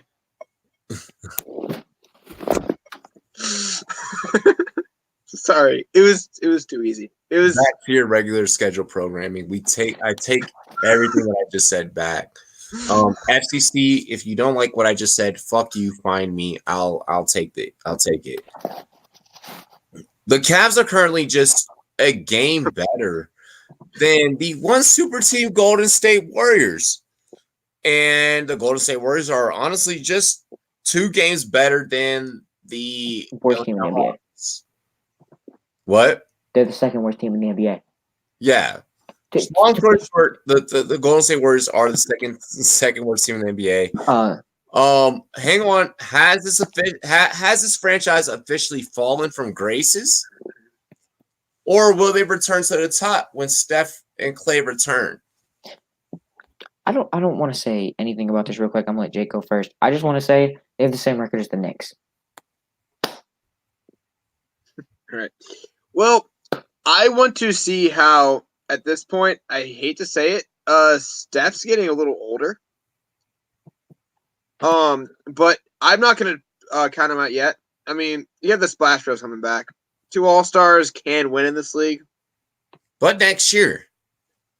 Yeah, I think they'll be a very solid 3 to 4 seed minimum next year. Okay. And I mean, today, what team has 3 All-Stars that you really, really consider All-Stars in the playoffs? 2 All-Stars can win you games, and they're both out. And I don't see Steph coming back anytime soon. It's a bad roster. I get that. But, I mean, what is your fall in your opinion? That's what I want to know. Like, out of the playoffs, out of home field? But is a bad roster reason enough for Steph to sit the fuck out the whole season? Like, He's not. Look at the Nets. He's coming back. J-Love? Steph Curry's coming back this season. J-Love, you've been close to you actually originally you and JD both started originally reporting on the story. So let's hear from you because you've been writing on this. Yeah. I would like to hear Stephen Curry is going to come back later on. Her reports about All-Star break. It's going to be later than that. It's going to be after the All-Star break. It's probably going to be sometime around mid-February. And do I think he wants to compete to win? No. Do I think that he thinks that he's going to be able to push for a playoff spot? No. I think that he genuinely just wants to play basketball and make sure that he's in a rhythm for next year. I think that he has to do that. He has to. Because sitting out and not playing basketball for essentially a year and a half to almost 2 years, it's kind of an issue. You're not going to have that. You're going to be even worse off not having that conditioning that everybody else has had. It's going to make him push harder in the offseason, and I think he's going to come back just for that reason alone. Klay Thompson's not going to play this year. I've said it multiple times. He's done. This franchise, they've kind of fallen off. In saying that, it's going to make it worse for them that Steph Curry's going to play because Steph Curry contributes to wins. It doesn't matter how bad this roster is around him. He's true. going to win them a couple of games. Where since that draft pick, I've said that they've had a chance at James Wiseman, who I think is one of the best players in this class, no doubt. But with Steph Curry coming back, I think that takes them out of that spot. So instead of going after one of the best center prospects and shoring up a guy down low, now you're possibly looking at a forward who can be a solid contributor, I guess, but who's going to have some rookie struggles. Clay and Steph will work them a little bit, but again, their lack of depth and having no money is really going to hurt them, and I think they've kind of fallen from grace. Yeah, I mean, I agree in like a top 2 seed range. I don't see them falling at below a 5. I don't see them being above a 6. Really? I think in the West, where we just said the East is better, historically, the West is the better conference and they're deeper. And I don't think that's going to continue to fail because, again, I know I sound like a broken record player repeating myself, but the Blazers and the Kings are teams that are in the bottom of the conference right now who are rising up. The Timberwolves are going to make a jump next year with Jarrett Culver getting some experience, with Andrew Wiggins looking like he's an all-star caliber player, and they still have Karl Anthony Towns. They're going to make a jump. And somebody's going to fall. But so Jordan, I know that you state that you don't want to sound like a broken record, but I mean, these are fans out here that rely on your analysis. I mean, despite you having to sound like a broken record, I mean, you have hot takes. So I called this fall though, which makes me even. I called this fall and I said they wouldn't make the playoffs this year. Going on a limb is a hot take because I didn't like their depth. Proving that depth is a huge issue this year for multiple teams. The Lakers, they're being exposed right now, and you have an issue with that because that's their main issue. That's a huge issue for me, and that's why other teams like the Blazers, like the Kings, like the Spurs even, they're rising up above the Warriors because moving forward, even if they're top heavy, they can still fall. I love this take. I think it's safe to say that they have fallen from grace at the current year. And I think that it's safe to say that we can bookmark this take as being something that can adversely flip when this team is fully healthy. Honestly. Yeah. I want to see how Thompson comes back from the ACL. That's huge. I mean, ACL injury at his age, I get it. He's not old, but he's 30. Yeah. Well, we're working on trying to bag Student Doc exclusively as our resident doctor. Yeah. I know there's some podcasts out there trying to get him to go to non-compete. That's just going to come into where us having the bigger leverage and just having the bigger dick and being like, no, you know? Yeah, I want to see how he comes back. I mean, the Splash Bros are still scary. And I do not know how Clay's going to come back. I'm confident Steph, with his style, can play at next year's expectation. I don't know Clay. I mean, ACLs are really tough to predict, and I think they're going to struggle probably early because ACL is a 13-month injury still, minimum, maybe 15 months. 9. At minimum, it's 9. Yeah. So I don't know. I think they're a playoff team at this point, and I think they're going to scare teams in the playoffs at this point. I don't know. The regular season will be great. I want to preface something real quick, and that is I talked about this move earlier on, and that is a possible trade involving D'Angelo Russell. If they make a big move and trade D'Angelo Russell, my take on this team could completely flip. I talked about a trade where possibly you pick up John Isaac, and if they would pick up John Isaac and run him with Klay Thompson and Stephen Curry and pick up James Wiseman in the draft, oh my God, I think that they can be right back up there. Yep. I don't see him keeping D'Lo. Sorry? I mean, Jonathan Isaac reminds me of Andre Iguodala. All right. He reminds me of. I'm with it. And to think he was a sidekick with Dwayne Bacon, right? For a minute. He wasn't a sidekick. He was still one of those guys at Florida State. Yeah, but it was weird because he was like No, he's talking about the Bacon, dude. Hey, Dwayne Bacon was a second-round pick for a reason, and John Isaac was a top 10 pick for a reason. Yeah, as I was say. Oh yeah, yeah. He was a sophomore. Dwayne Bacon probably stayed 1 year too long there. Let's go ahead and speaking of college and college stuff and college stats and college film and all the good things surrounding the game. This is actually why we have our mini Todd McShay here with the shout out to Triple M joining into the broadcast. Let's go ahead and hop into it, guys. We got some bowl game pick'ems. It's gonna kind of be like rapid fire, short. I don't want to say like completely rapid fire, but try and make your takes, short, simple, sweet. We're gonna get into some bowl game picks. The bowl games that I felt that the most money out there in Vegas is gonna be placed on. So let's help our patrons out there that bet money on us. We already saw the interview from Jimmo, who has won money off our show. So let's keep making sure that we're making sure that we're winning people money. This weekend is a big weekend in betting. The first game that we have to pick is the Goodyear Cotton Bowl Classic. Memphis, Penn State. Jake, take it away. I have to take Penn State because Memphis kind of lost their head coach. It's kind of an issue. Yeah. I feel like when you go to Florida State, Florida State, it's kind of a tough thing to replace that guy really quick. I have to go consistent James Franklin right there. I mean, yeah, no doubt. I'm taking Penn State in this. I don't even think much more has to be said. Penn State was the top 4 seed, and the reason looking out of the college football playoff, it was them to lose, and sadly they did lose it. I'm going to take Penn State based off of running game. I just feel like that they have more bulldozers than that of their competition here in this game. In Memphis, it sucks. Tony Pollard, don't hate me for my fucking pick.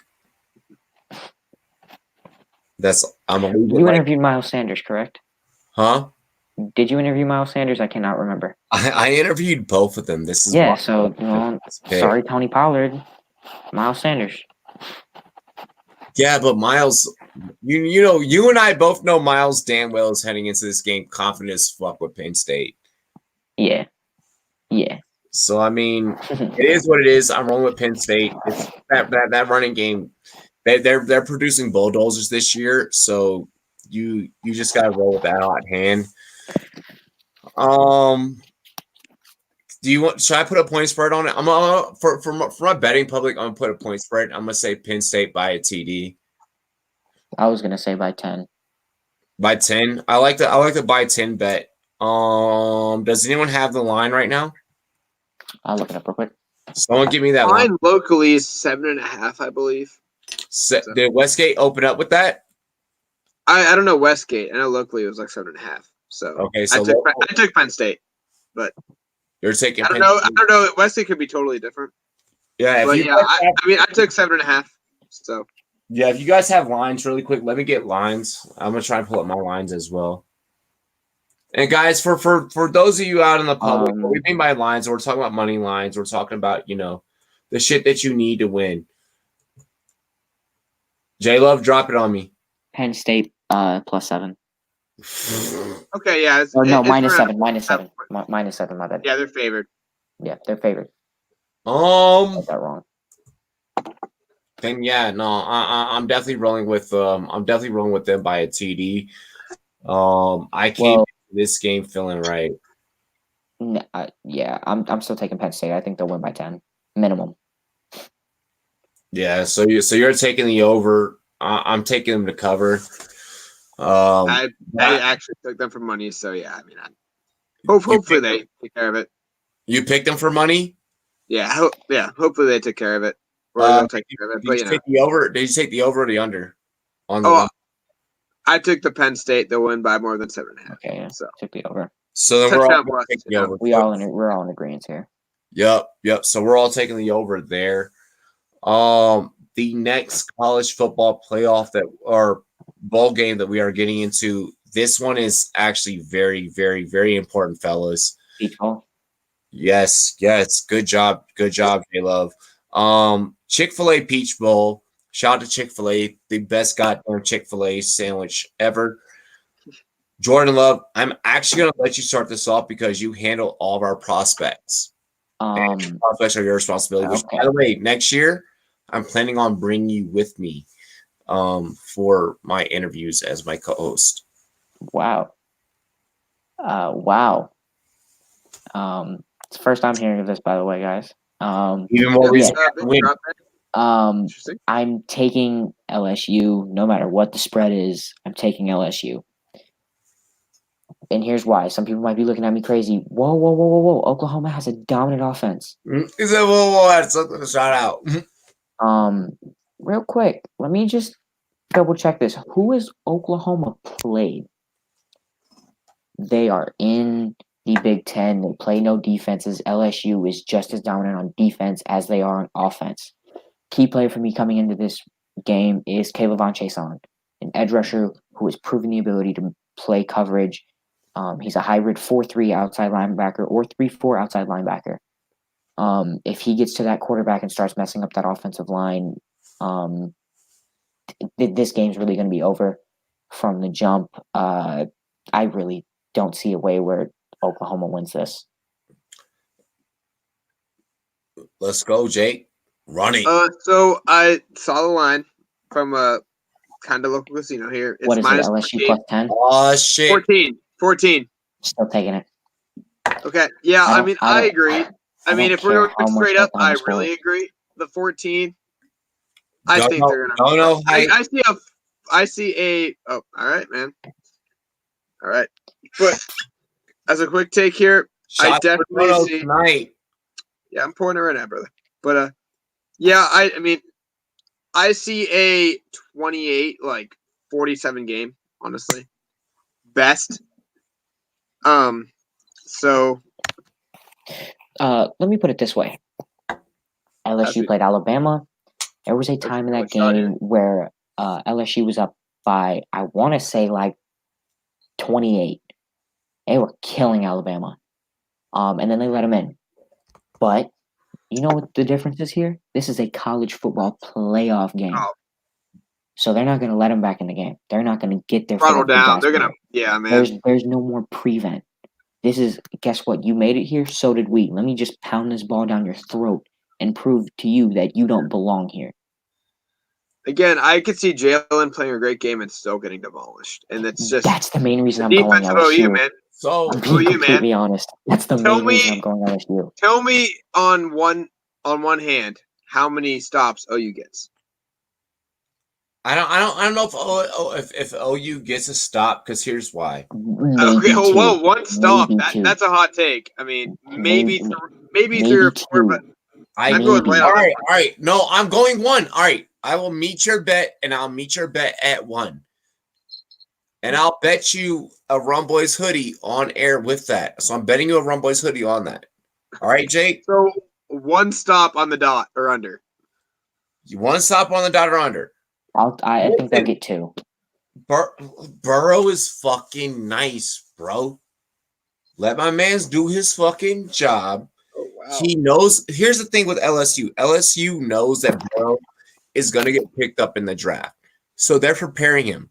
Oh, no. He'll be the number 1 overall pick. He's the number 1 overall pick. Oh, yeah, he's going home. Oh, Athens, Ohio. Oklahoma's not thinking about this shit right now. In terms of X's and O's, they're thinking about beating Joe Burrow. Not LSU. Burrow. Which they can't. My man's is 342 for 439. I would, in college football, I would jerk my dick to happiness to those stats. That's a what? My man's. Yo, I'm being for real. My man has 48 touchdowns, bro. 48 fucking by himself. Oklahoma can't game plan for this, baby. Oklahoma's not game planning for this. I mean, they are, Oklahoma but doesn't have a defense, by the way. Outside of Kenneth Murray, who's probably going to be a second-round pick, I would say. Chance he goes in the first round if he has a great combine. This is a game that I don't want to say blowout, but because I like seeing good college football in the playoffs, expanded even, but yeah, it doesn't look great. The fact we're spending this much time on the Peach Bowl is insane. I think we need to move on to Fiesta Bowl. We're going to move on to the Fiesta Bowl. That's letting you know. Joe Burrow's going to hit you that right, and then that left, and that hey, Macarena. And an uppercut, yep. And then touchdown. Let's go ahead. Let's get into our next game. You are right, J Love. What is our next game? We got the PlayStation Fiesta Bowl. Ohio versus Clemson, the biggest game of the week. Yo, we just let Jordan Love announce a topic on Rumboyz After Dark. I love that. The biggest game of the week, no doubt. Go. This is the most interesting game of the week, again, without a doubt. We're talking about Clemson, a team who has played nobody again, similar to my issue with Oklahoma. We're talking about Ohio State, a team that has proven that they can beat hopeful college football playoff teams in Penn State, a team that we just said is probably going to dominate in their bowl game against another top 25 ranked team. Trevor Lawrence, who was undoubtedly one of the most surprising players last year, struggled this year, but he's picked it up as of recent. Ohio State gets Justin Fields, a transfer, looks amazing. It's really hard to predict this game. Can somebody get the spread for me? Yes, I do have the spread. The spread is so for money line, you guys are looking at a 2 even spread. Yep, I have it locally as well too. In favor of Clemson. And I'll pass this back over to my teammate Jordan Love. They're favoring Clemson. Yep, by 2 locally in the casino here. Yeah, so. I got to take Ohio State then. I feel like I think the main reason I'm saying this, they have the best player. They have Chase Young. And when you have this dominant of an edge rusher, you can't unsee that. He's going to get into Trevor Lawrence's head, something that we've seen throughout this year. When he gets in his own head, he is off. Yeah. Game changer for this whole game. I'm already going to say it. If Travis Etienne gets going, game's over. Clemson's going to demolish. That's a wrap. That's a wrap. Again, this is going to be a game based strictly off of the running backs. Whichever running back gets going is probably going to win this game more than likely or not, unless Trevor Lawrence makes that big issue, which I think he probably will. He's proven he's been here. I think he can mess up. I think Dobbins is going to be able to match Etienne, and I think that's going to improve their stock a lot. Both of them, especially Dobbins, a guy who's been severely underrated by most of the mass media. Well, Jordan Love, you and I, we go back in our film study days. These are 2 guys that we've anticipated on covering and both interviewing. So there's a lot to look here. Before I go and provide my take, because of course I'm gonna take a piss break really quick. I want to pass it off to Jake, and I want to see what Jake has to say, because this is a that the fans really need insight. Yeah, I should be a fan of Ohio State. I don't love the whole outlook of college football, so I'm not a big fan of Ohio State as I should be. I don't know. Fields is reportedly 80 to 85% in his own quote. Does that mean he's fully healthy, or does that mean he's 70 to 77%? No, that means he's 60. Let's be honest. Exactly. That means he's 60. I agree with that. That's why I'm going Clemson. Probably by 6 or 7. By the way, I'm biased take. I don't trust Fields' health. I saw the injury against Michigan. I don't like it. So I just need to say, if you are a big NFL fan, and you want a even remote idea of some of the prospects coming into this class, you have 40 sitting in this game. You legitimately probably have 30 to 40 players just chilling in this game who are going to come in this year. Blue chip schools. Oh, yeah. This is not a doubt. If you want a remote idea, watch this game. You'll see any of the big playmakers you're going to see, even later round picks. Yep. This receiver class is stacked. You're seeing receivers all over this field. T. Higgins is in this game. an underrated player in KJ Hill, who's probably going to fall in this class, even though he does everything well. It's the fact that he doesn't do anything exceptional, which is going to drag him down. He's a scary talent, and that's one of those things where you're a fifth-year senior. It doesn't look great, but you can play. So Jordan Love, you've been around for the March Madness days. You know how this channel takes its college sports. At the end of the day, gentlemen, for our public, where are you two analysts, before I answer, placing your bets for the PlayStation Fiesta Bowl? Ohio State. I'm going with Ohio State by 3. Are you? I probably should be Ohio State. I'm Clemson. I don't trust Fields' health. I don't trust Fields' health. I feel like I flip every day on this. Jake, your take may help me from being fucking forced to the couch. If my wife finds out that I just fucking picked out Ohio State on air, first off, my dad would name me as his son because Jordan heard this. No, Jordan heard this. He said he's 80 to 85%. That could be he's full health or he's maybe 70. He's 60. 70 does not look good. Okay, no, he's 60. He's not 70. He said 85. If he said 90, I'm looking at 75. Whenever a player says 80, we're barely over half. We're commentating the game tomorrow on this channel. I mean, I'm again looking at it as I'm going the negative side of it, where if there's no running ability, I don't like Ohio State's offense because the option they run, the RPO, if he's 60%, there's no RPO. Bro, Hey, y'all want to do a charity bet? I don't know. $10. I'll do $10 to any charity of your choice on that game. Okay, listen. The reason I'm sitting here looking stressed out is because every single time I look at this, my take switches. Exactly. And the more I talk about it, I want to take Clemson. The less I think about it, Ohio State. Yeah, I want to take Clemson. Justin Fields is hurt. But the issue is that Clemson hasn't played anybody. I'm taking Clemson. I'm sorry. It's one of those things. I've seen this happen. Injured quarterbacks, playoffs. It's my dad's voice in me that's telling me to take Ohio State, and I hate I hate that my dad is a Cowboys fan and Ohio State fan. You know what? You know what? I took the Phantom out of it, man. I took the Phantom out of it. When I said Ohio State, my gut wrenched. I'm switching. I'm going Clemson. I have to go Clemson. I mean, hey, do y'all want to do $10? Let's to each person's charity. What charity do you want, Jake? I'll do $10 to your charity. What charity do you want? I don't have a charity. I'll figure one out for you, brother. So we'll figure it out. Pick out a charity. Pick out a charity. Jordan Love, do you Salvation Army? Just go Salvation Army. Whatever. Salvation Army. Boom. Jake is I'm gonna do $10 to Jake's charity if Jake wins. Jordan Love, your charity. American Red Cross.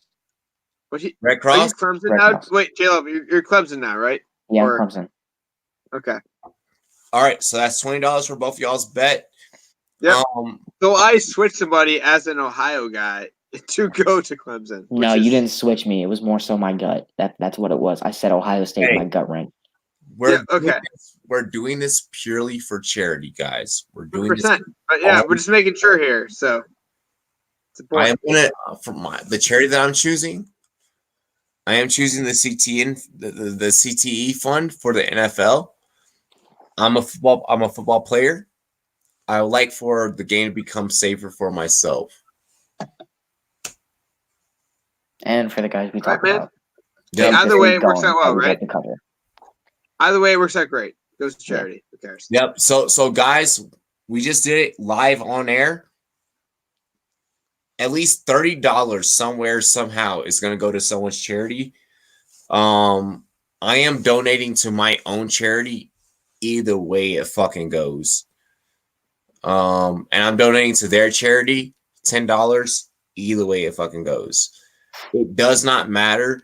This is literally I didn't mean to put you guys on spot for that, but I was like, fuck it. Like, let's just roll it, man. It's cool. Dude, Jake, you know us. We give money to each other and shit. Like, fuck it, dude. Like, who cares? Yeah, it's cool, brother. It's for fucking charity, dude. And I think we're all living a good life. I mean, It's fun. Do you have 2 legs in your walking?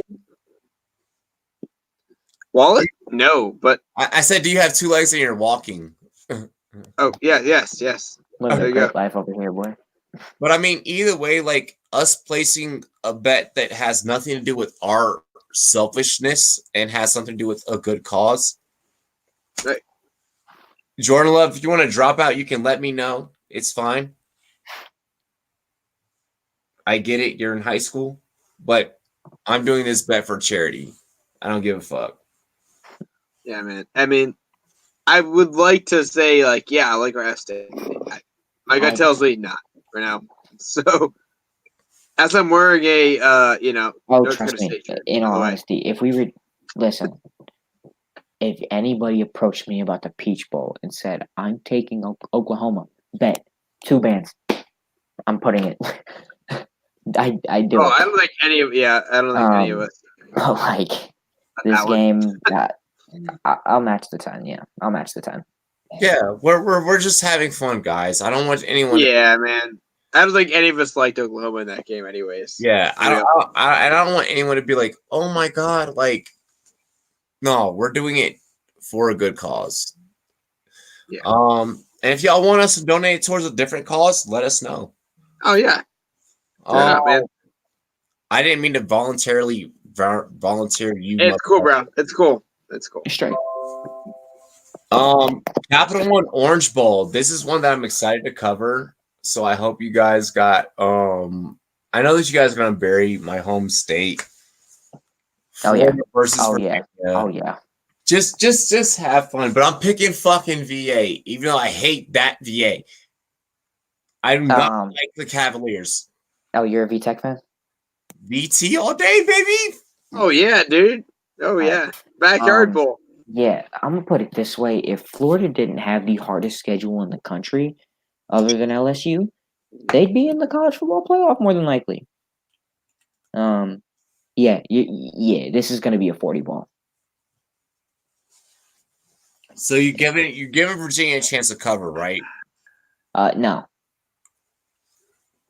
Okay. I will check this real quick. Yeah, wait, double check the spread because this might be so bad. It might be like a 24-point spread. I don't want to check the spread, but I have to because it's my job. Oh my god, it's 14.5. Yeah. I'm still taking Florida. I think they're gonna win by like 40. No offense. I'm taking Virginia. I'm taking Virginia by 1. Way to rep. Yeah, Robbie. Wait, real quick. 1 point on the spread or 1 point to win the game? 1 point to win. Oh.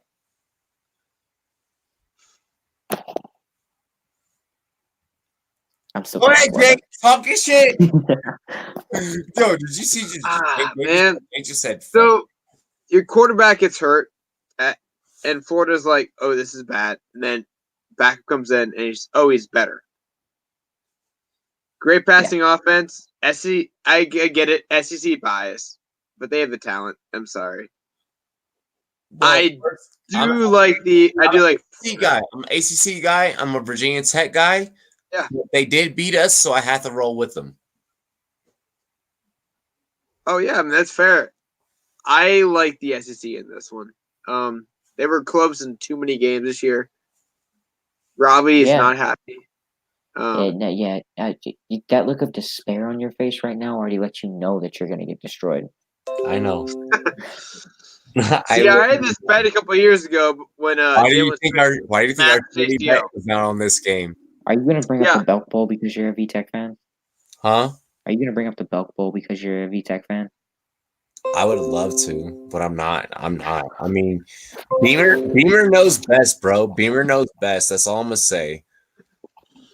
There you go. I mean, yeah, it's just tough for me. I hate the SEC, by the way, as somebody that should be like that. Oh yeah, it's the pride of college football. I'm like, well, you guys literally abuse talent by making them go to the same school. I don't love the SEC's culture. What happened here, bro? I hope Perkins opens up a can of fucking whoop ass on all the Gators fans. I hope Perkins just. I just want to say real quick. Who commented what here? Can you catch me up here? I'm on the YouTube, by the way. So. Huh? I don't think there was no comments. Oh, No, there was no comment. I'm making these faces because I just looked at the January 1st schedule. That is heaven. Alabama at Michigan, Auburn versus Minnesota, Oregon at Wisconsin, Georgia versus Baylor. Oh my God, that's a great day. That's the crazy schedule. You're right, dude. we're gonna be covering all of that. Yeah, man. Baylor was like 3 plays away from being in the playoff. It's crazy. I'm picking Virginia. Bryce Perkins. Just hand the ball to him every fucking time. Hey, even then, I don't think it'll work. They'll just bring 11 in the box. They'll just bring 11 in the box. No, what's so fucked up is critiquing a team that I hate. Like, and he's the only player on that team that I like. All right, so Cavaliers. I'm sorry, Cavaliers. You guys aren't tech. That's not that Frank Boomer culture. Like, shit's just not gonna connect for you. Florida's gonna beat you by 14. By 40, I think. Take 40. Florida. All right. So next game. I hate you. Yeah, go ahead. Right? That was Jordan, it, right? Jordan Love, do the next game. Yeah. How far you want to go down? The Alamo Bowl? See, I didn't get these, so I'm going to go in blind here right now. I'm going to be Googling randomly at this point. You want to look at the Alamo Bowl? No, we have one bowl game left to pick. Who the fuck is calling me right now from fucking Kansas? I know that's an important number and I cannot answer that. Wait, we have to pick. I think it's Michigan, Alabama. Hang on, let me look at the skit. God damn it. Yo. I mean, there's more games after that though. You can look at Georgia versus Baylor, Oregon versus Wisconsin. Oh wait, no. On the script, Florida versus Virginia was the last game that we were really? It was, yes. Real quick, even if it's the last game, real quick, I do want to highlight one bowl game that's not going to get enough talk because Texas isn't a ranked team. And then I want to do the Rose Bowl. Utah versus Texas. Texas is ranked. Utah's the 11. Everybody's like, oh, that's going to be a decimation. Duh. Utah. Texas could challenge for this just because they have a lot of talent on that team. They have good coaching. However, they do have Sam Ehlinger, who I hate as a prospect. If anybody tries to tell you, oh, Sam Ehlinger's good, they are riding Texas, and they are a diehard Texas fan. I'm riding Utah. Utah's probably going to win the game just because I think they're going to ride Zach Moss, and that'll lead them to victory. Just don't sleep on Texas to cover the spread, possibly.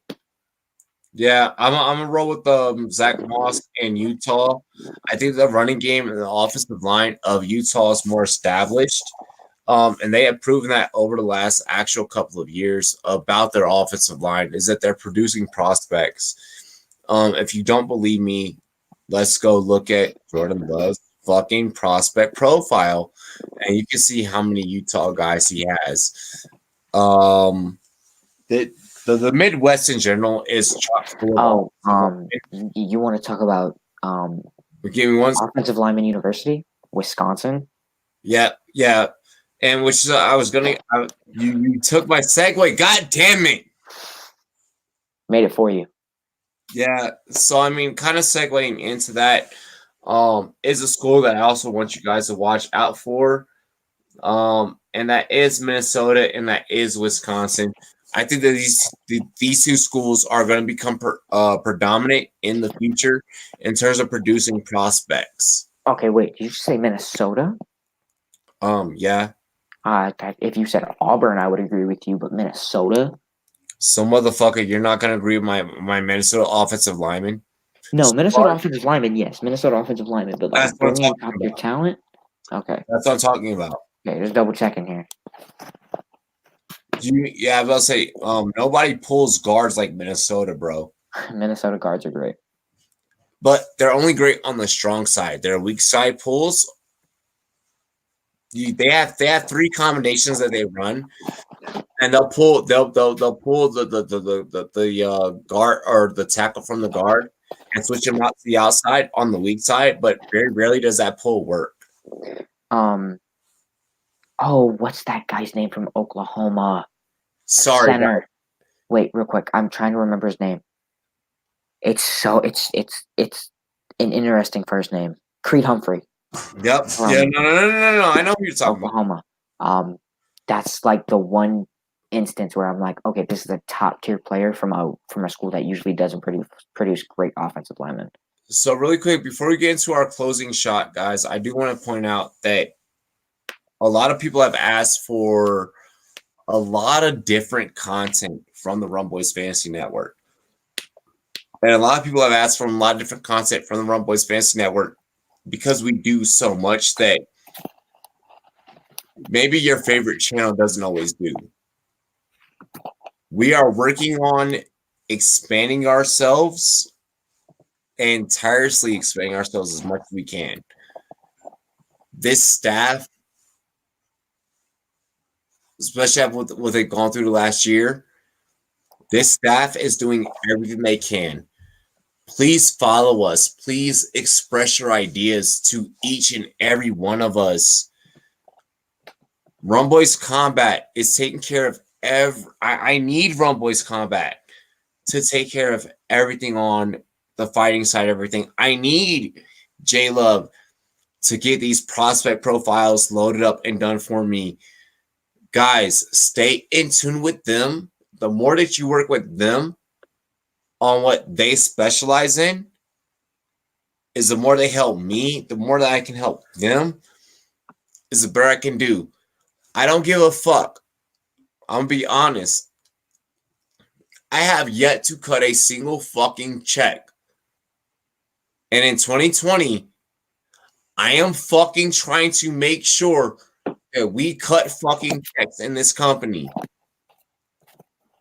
I want to take care of folks. These folks are loyal no matter what. But I want to let them know live on air that I love them and I appreciate them and what I'm trying to build for them. Guys, support them. Follow their articles. Go to rumboyz.com. They are going to have their own personalized merch that I'm going to have designed for them coming out in 2020. Buy their shit. Show them love. Show them that appreciation. I don't give a fuck who you follow or what you follow. Check out the stream before today. Someone told you we're out here winning people money because of our show. Not because of anyone else's show. Because of our fucking show that we run here on Friday nights. It was our fantasy advice on our Friday nights that got someone $1,000+ championship. Show us love. Show these two gentlemen love. Top and bottom. You know, ding, ding, ding. Y'all know where they are at.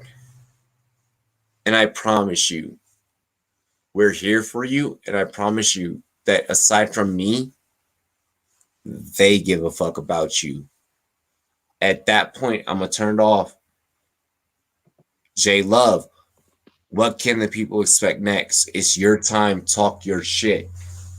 Honestly, I haven't been publishing a whole bunch of articles, like Robbie's been saying. I'm on you now, nigga. You need to give me one before the end of 2019. I got you. Promise you, I got you.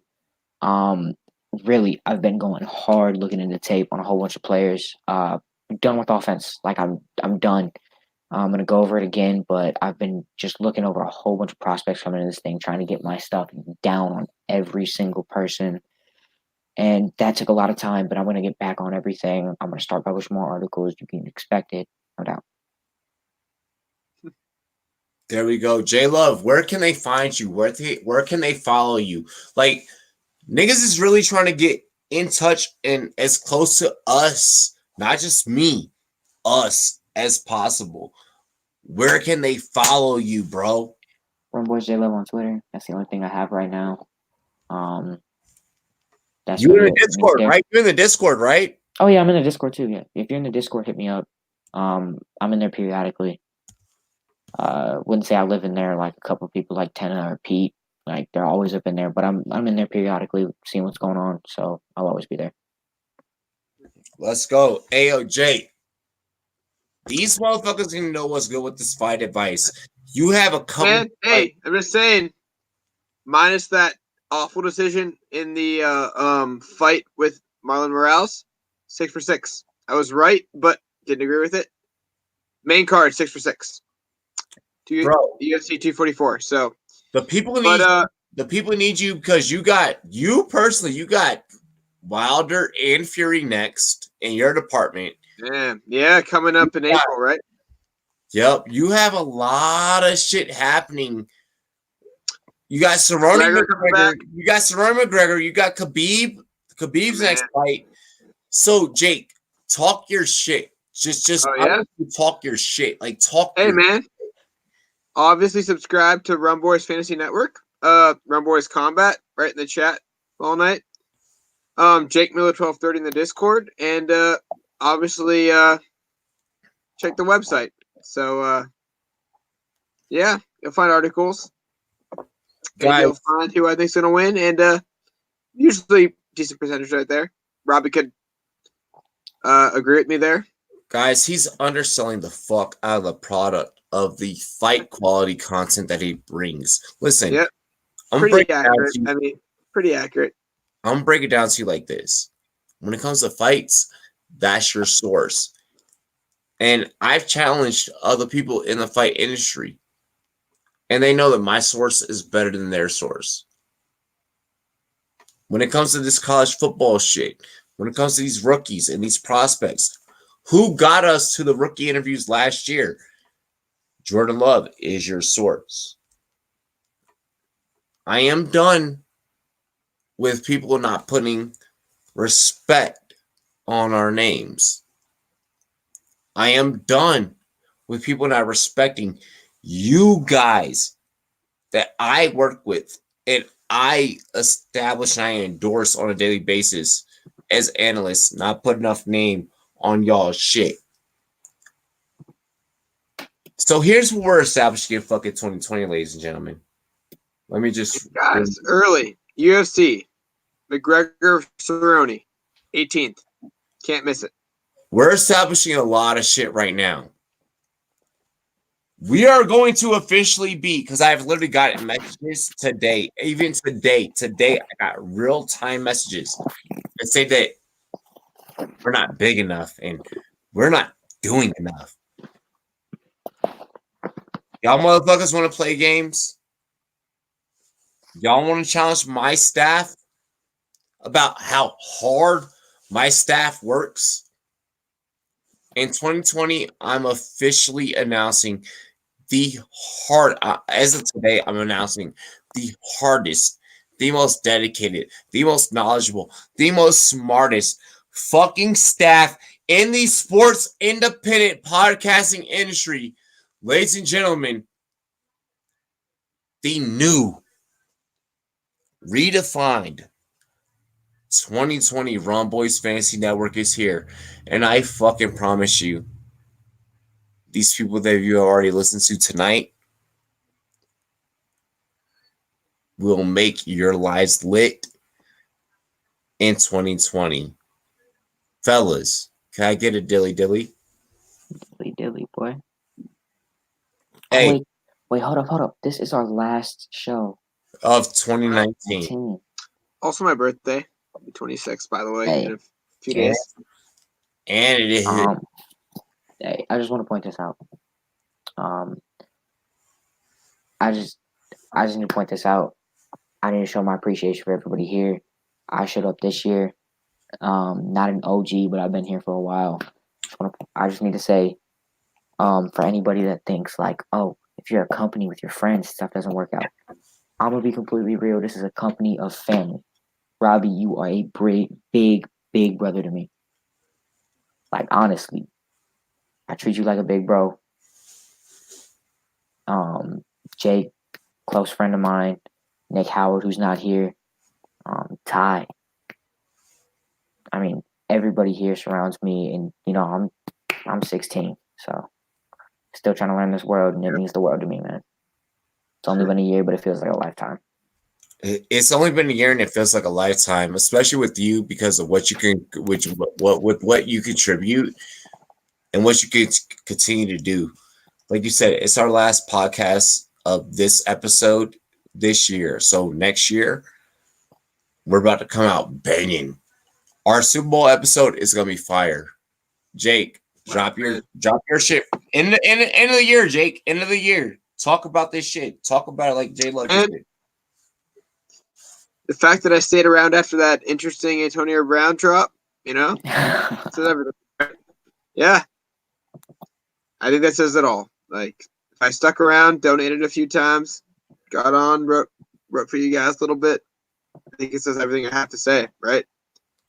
Dude, it's nightmare. Your donos went back into computers and mics and shit like that and backgrounds. What you have contributed as just a genuine person is so much more valuable. And the fact that you chose that you wanted to choose to be with this team moving forward and be with this family shows so much more. And if there's anything I can do as your CEO to make things better, if I can make you two have a better connection somehow, let me know. Whatever I can do, let me know, because I fucking love both of you and every single person that has ever subscribed to us in this last year and a half of us doing this. We're almost going on 2 years, guys, and something special is happening here. Something very, very special. J Love, you weren't here earlier, but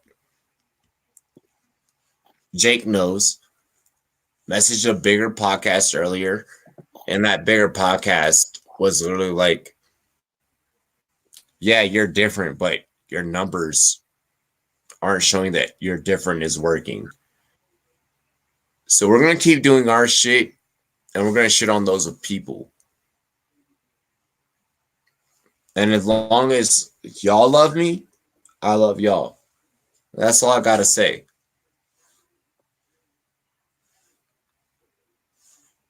Anything else? Nah, man. What to do, man? Y'all my fucking brothers. Everyone that follows this podcast is my brothers. Y'all ready to do this shit? Cheers to me. Cheers to you. All the Rum boys and girls, what it do? Dilly dilly. Dilly dilly, everybody. Throw it back. It's been a great 2019, everybody. Peace out. Sure, brother. Have sure. a great 2019. Catch us in 2020 next Friday. That's our year. There we go. No time off. Gang, gang.